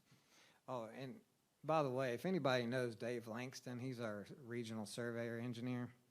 If you need anything done, that man is a cookie monster. All you need to do is just bring him some cookies. He will get whatever done. So I asked him if he was going to be here today, and he's like, "Are there cookies?" And I'm like, "Yeah, there's going to be some cookies." So we started, design and surveys were off to the races. Everything, the schedule was ASAP. In June of 2022, we had selected a contractor through the CMGC process. Thanks to Dave and Jess and Priority Projects for walking us through that process, for the letters of interest and walking us through the proposal and the selection of all that. We were able to execute our first work package in September of 22 to the contractor. So a little bit about the CMG process and its contractual and working relationships. DOT still is the hub of the project. Unlike design build, where the firm works for the contractor and then they're delivering something to the client, we are the hub. We have the PEF working for us under contract. The contractor is selected, and they are working with us initially as a pre-construction person to bring that constructability to it. And then we also have an independent construction estimator, the ICE. And so our PEF, our prime was Mott McDonald. Our ICE was H&TB, and our contractor was Thompson Arthur Smith Road Joint Venture. And so the benefit that we saw in talking to the firm and talking to the contractor, unlike design build where everything's a change order, it was up to DOT to assign that priority and to focus on the goals and have a more collaborative atmosphere.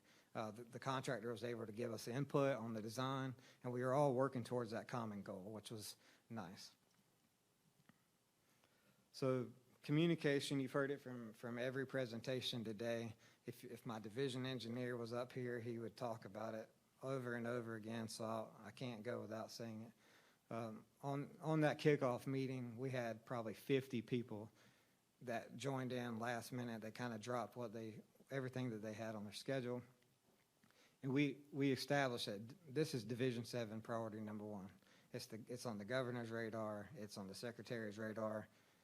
We need to make this happen. So in that, we had weekly progress meetings every Friday morning, 9 a.m., we gave design updates, deliverable updates, and timeframes, and then action items for accountability. And those were assigned to a specific person with a specific timeline. And then on the following meeting, that's the first thing we talked about is, all right, so-and-so, did you get that done? Yes or no, and here's why. Quantity and price reconciliation meetings for our work packages. This kind of goes back to what Boyd was talking about.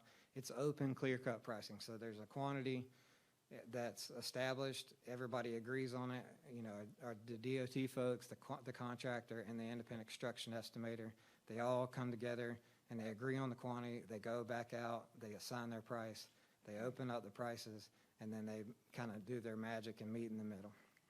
So that helps for just open pricing.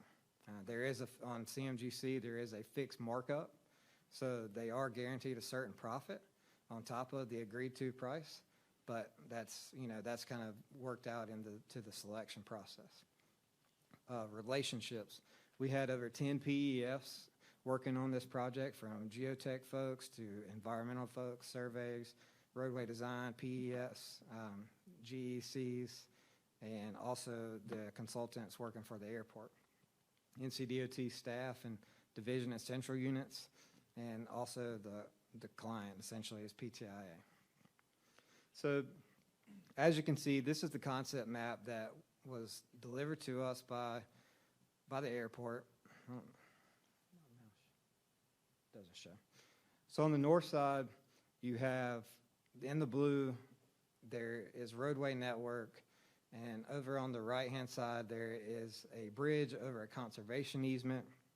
Down here in the bottom right is where the boom site is proposed to be. Also, along this, the airport wanted to minimize the right-of-way impacts because they have all these future developments that they're trying to maximize the space. They have this saying that they want to be this, they want to take over the world, essentially. It's kind of like Pinky and the Brain in the Greensboro area. And they believe it, true. We also have Bridge 1 on the left-hand side of your screen that was proposed. And so, as I stated earlier, the problem is that there was a $75 million scope with a $35 million budget. So some of the issues that we had was environmental constraints. We had the jurisdictional streams. We also had conservation easements that we talked about. Right-of-way, they desired to minimize the right-of-way, so they had proposed MSE walls in every location possible. We had the existing interstates, I-73, and then the taxiway bridge, which is that little hash mark there. Is Boom, with their oversized loads, actually have to go down and under the taxiway and back up. And then there's also the consideration for future development within the PTIA airport, which is in every parcel. And as Patrick, noted, that there's constantly evolving, issues. As we just got developed, this one, Marshall has now announced, and they're official, just on the other side of where Boom is going to be. And so now we are tasked with just another project within that area with the same type of time frame. So the team and I, and working with the airport, we had to really define what the purpose and need and the true need of the access was. And so with that, we were able to eliminate 3 structures. We were able to tie to existing grades and, kind of grade into where our roadway was with the existing, where they were planning to cut down for the future development. Where there was a Bridge 1 over here in the corner, we were able to, instead of a bridge, we were able to do a pipe culvert extension. And since we had a full avoidance alternative coming from the north, crossing over I-73 and back under the taxiway, the Corps was at our meeting and they said that they would not issue us a permit to have any jurisdictional impacts. So with that, we significantly pared this thing down to what we thought was reasonable, but we had to get buy-in from the airport, and we were able to do that. So CMGC benefits and innovation. The phase design, I would say in every aspect, and I'll get into details, what was the major benefit. We were able to phase the environmental impacts. Our folks at Three Oaks was able to go out and phase the different survey windows for the different features and tell us where we could grade and where we couldn't grade as we were trying to finalize our document.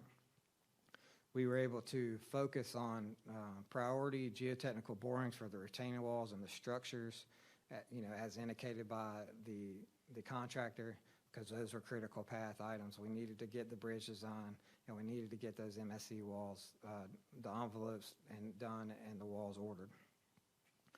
We also were able to identify a borrow site on the airport. Like, as I mentioned, they were out there constantly cutting grade, and they had an excess of material.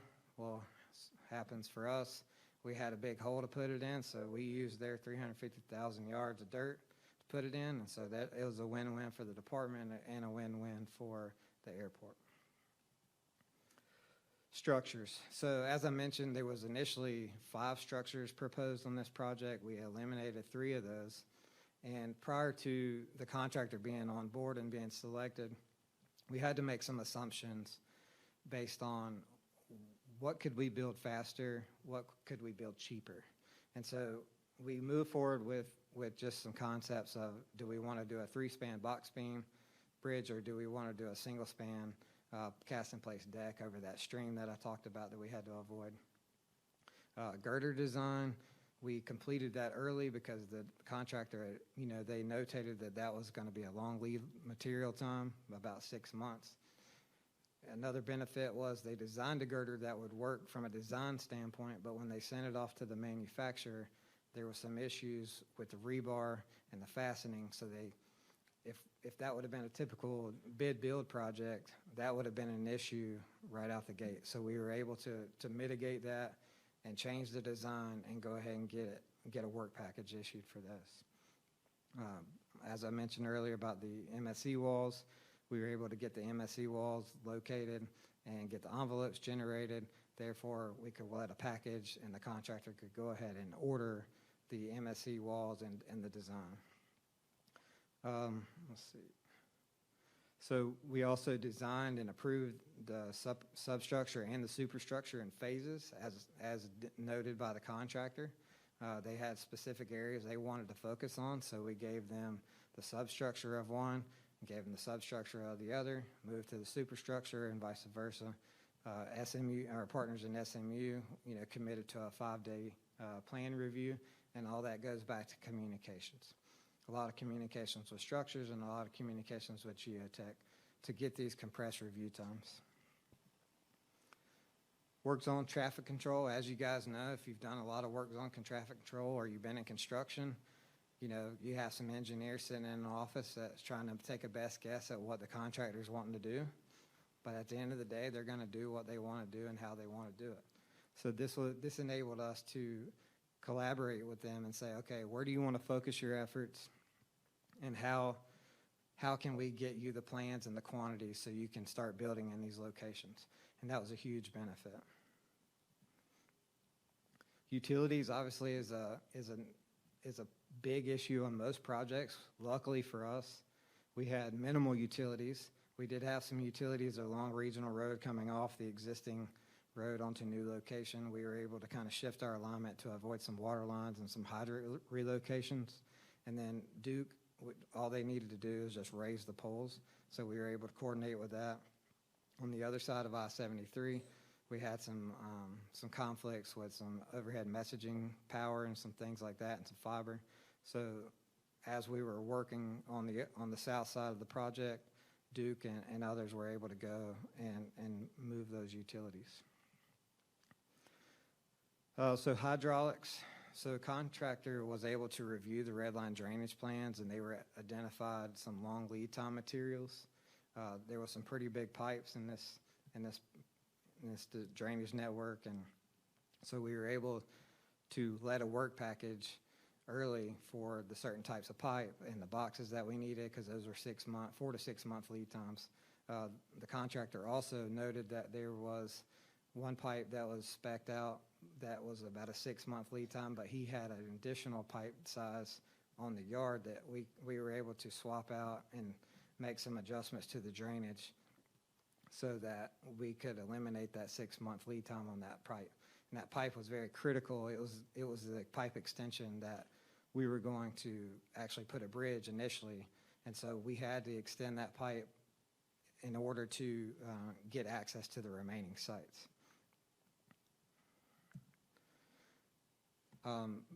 Boyd talked about risk, and the one thing about risk on this project was, and with CMGC projects, is in my opinion, it takes the risk off of the contractor for the most part, because you're identifying the risk as you're going through your price reconciliation. You're assigning it a cost or a schedule delay, depending on what those are. A lot of ours was related to airport. Borrow material was constantly shifting the sources and the number or the quantities. Also, the grading of the site plan, because the site plan for the boom project was shifting constantly. Tie-ins. They wanted us to have everything nailed down like yesterday, but they still haven't nailed down their driveways. So schedule. So the road, like I said, stated earlier, the road to boom, they want it open by Q1 of 2024. Some of the challenges and lessons learned was we didn't have the information that we needed. It was just kind of like go and get it. So we did obtain a lot more surveys than what we needed to initially. Like I said, our folks in locations were able to fly, and with some help of some cookies, they were able to get the final surveys within 6 weeks. Another lesson learned that every deliverable was due ASAP. And ASAP was fine until ASAP wasn't fine. So midsummer, we were like, we need that like yesterday, and they're like, yeah, we understand. So we started just trying to assign deadlines and assign priorities. And so, switching from everything was due yesterday to like, okay, this is what we really need in this order was really a game changer in how we really could hold people accountable on their deliverables. Like I stated earlier, we did progress the design as far as we could prior to the contractor coming on board. We did make some assumptions. We did have to go back and make some revisions to the design based on their input, but ultimately it saved the department time and money based on their input. So for the budget, like I said, we were allocated $35 million to the road improvements for this project.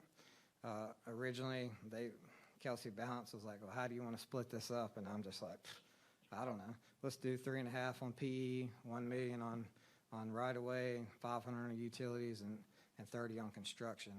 And so what our actual numbers look like is 3.1 on the PE. That's our surveying, our engineering, everything out the door. We were actually fortunate enough that PTIA owned all the property that we were impacting. So just with a right-of-way agreement, we just were able to get that right-of-way from them at no cost. And utilities was about $100,000, and it was pretty minimal considering. Our construction estimate right now is right around $31.8 million.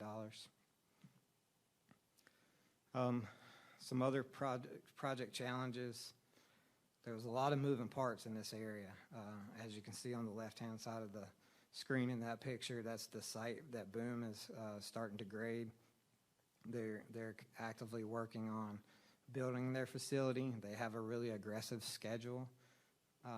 They also ask us every week when our road's going to be done, and we're like, well, when's your building going to be done? Like, well, how's progress going? Well, look out there, we're rolling.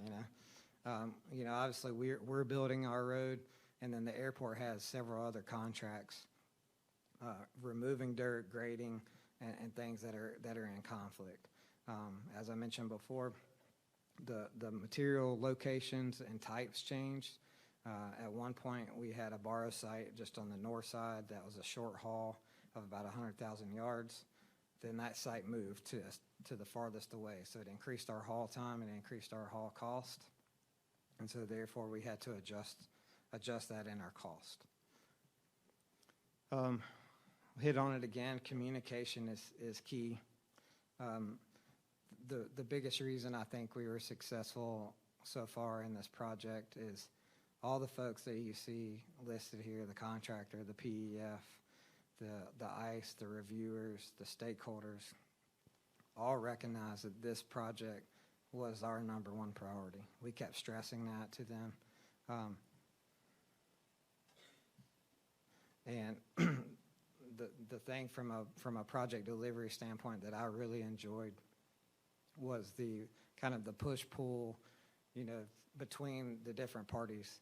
I would have the contractor call me and say, I really got to have this. I needed that yesterday. The firm's like, there's no way I can get that done. And so trying to figure out exactly what really needed to be done. And so those phased approaches of design really lended to be successful. And, I know I had conversations with the firms, and they really appreciated the kind of the keeping the tension off of them per se, and just letting me be in the middle. And then on the flip side, the contractor admitting that he knows he's going to ask for the world in hopes that he's going to get something less. But that's his job, to protect the interest of his company, because at the end of the day, he's going to be the one on the back end not meeting the schedule if he doesn't meet it. So, what I kind of attributed this to is, like in the famous words of Mick Jagger, you can't always get what you want, but you get what we need. And I remember as a kid, my stepdad would always say that first part, but he never finished it. So, I don't know. So where are we now? Final design on all disciplines have been complete. So we're, 16 months in, and our designs are complete. 5 work packages have been executed for construction, totaling $30.9 million. Our total funding was $35 million, and our current budget was $34.5 million. The contractor is set to be complete the whole project of December 23, and talking with some folks in Raleigh, this project would have been normally would have been an additional 18 months of construction window from a typical design bid build, in addition to a couple more years of design. So these are just some pictures of the progress, aerial photography from drone footage from, I think, 2 weeks ago. So this is coming off new location, coming around. So we're on grade, we're paved. We've got our curb line in. We've got it paved up to the bridge site. As of 2 weeks ago, they're already flipped over here, and they're working on this indent. The indent far across there is the forms have been wrecked, and we're moving on. The MSE wall and the reinforced approach fluid on the south side is complete. The one on the north side is almost to the top of the coping as of yesterday when I drove through there. This is kind of an aerial looking back towards the boom site. Our road goes under that tunnel in the taxiway. So it's about on grade, and we're laying pipe. Where the gravel is your future boom site. And then there's the end of the project, kind of a cul-de-sacing into where the boom road ends, essentially. So that's all I got.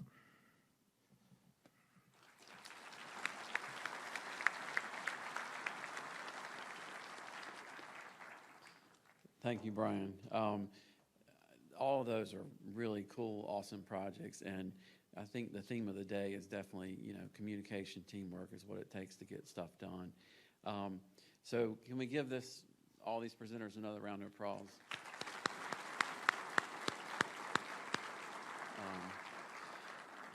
Because we're actually pretty far over time, we only had a couple of questions, so we're going to skip the questions. If you do have a question, please reach out. They'd be happy to answer whatever. Just a couple of announcements as we kind of move. The reception is coming up next, and it's going to be in room 2. But we've also been told, because it's kind of crowded in there, that we can move out into the lobby with drinks and food, but please stick to just the lobby and room 2. Do not come down the halls or anything like that, if you would. Also wanted to mention that there is breakfast tomorrow from 7:30 to 8:30 back in this room. So make sure you get here early to be able to get breakfast. It's a seated breakfast, so it'll not a continental breakfast. And then also did want to just thank our sponsors, Atkins, DRMP, Gannett Fleming, McAdams, STV, and ACEC. They're the reason that you are going to have a reception tonight. So please, if you see one of those folks, thank them. And I do really thank you all for coming today, and look forward to y'all being here tomorrow. We'll have a lot of really great sessions. So make sure you look at the agenda and kind of look and see what you want to do.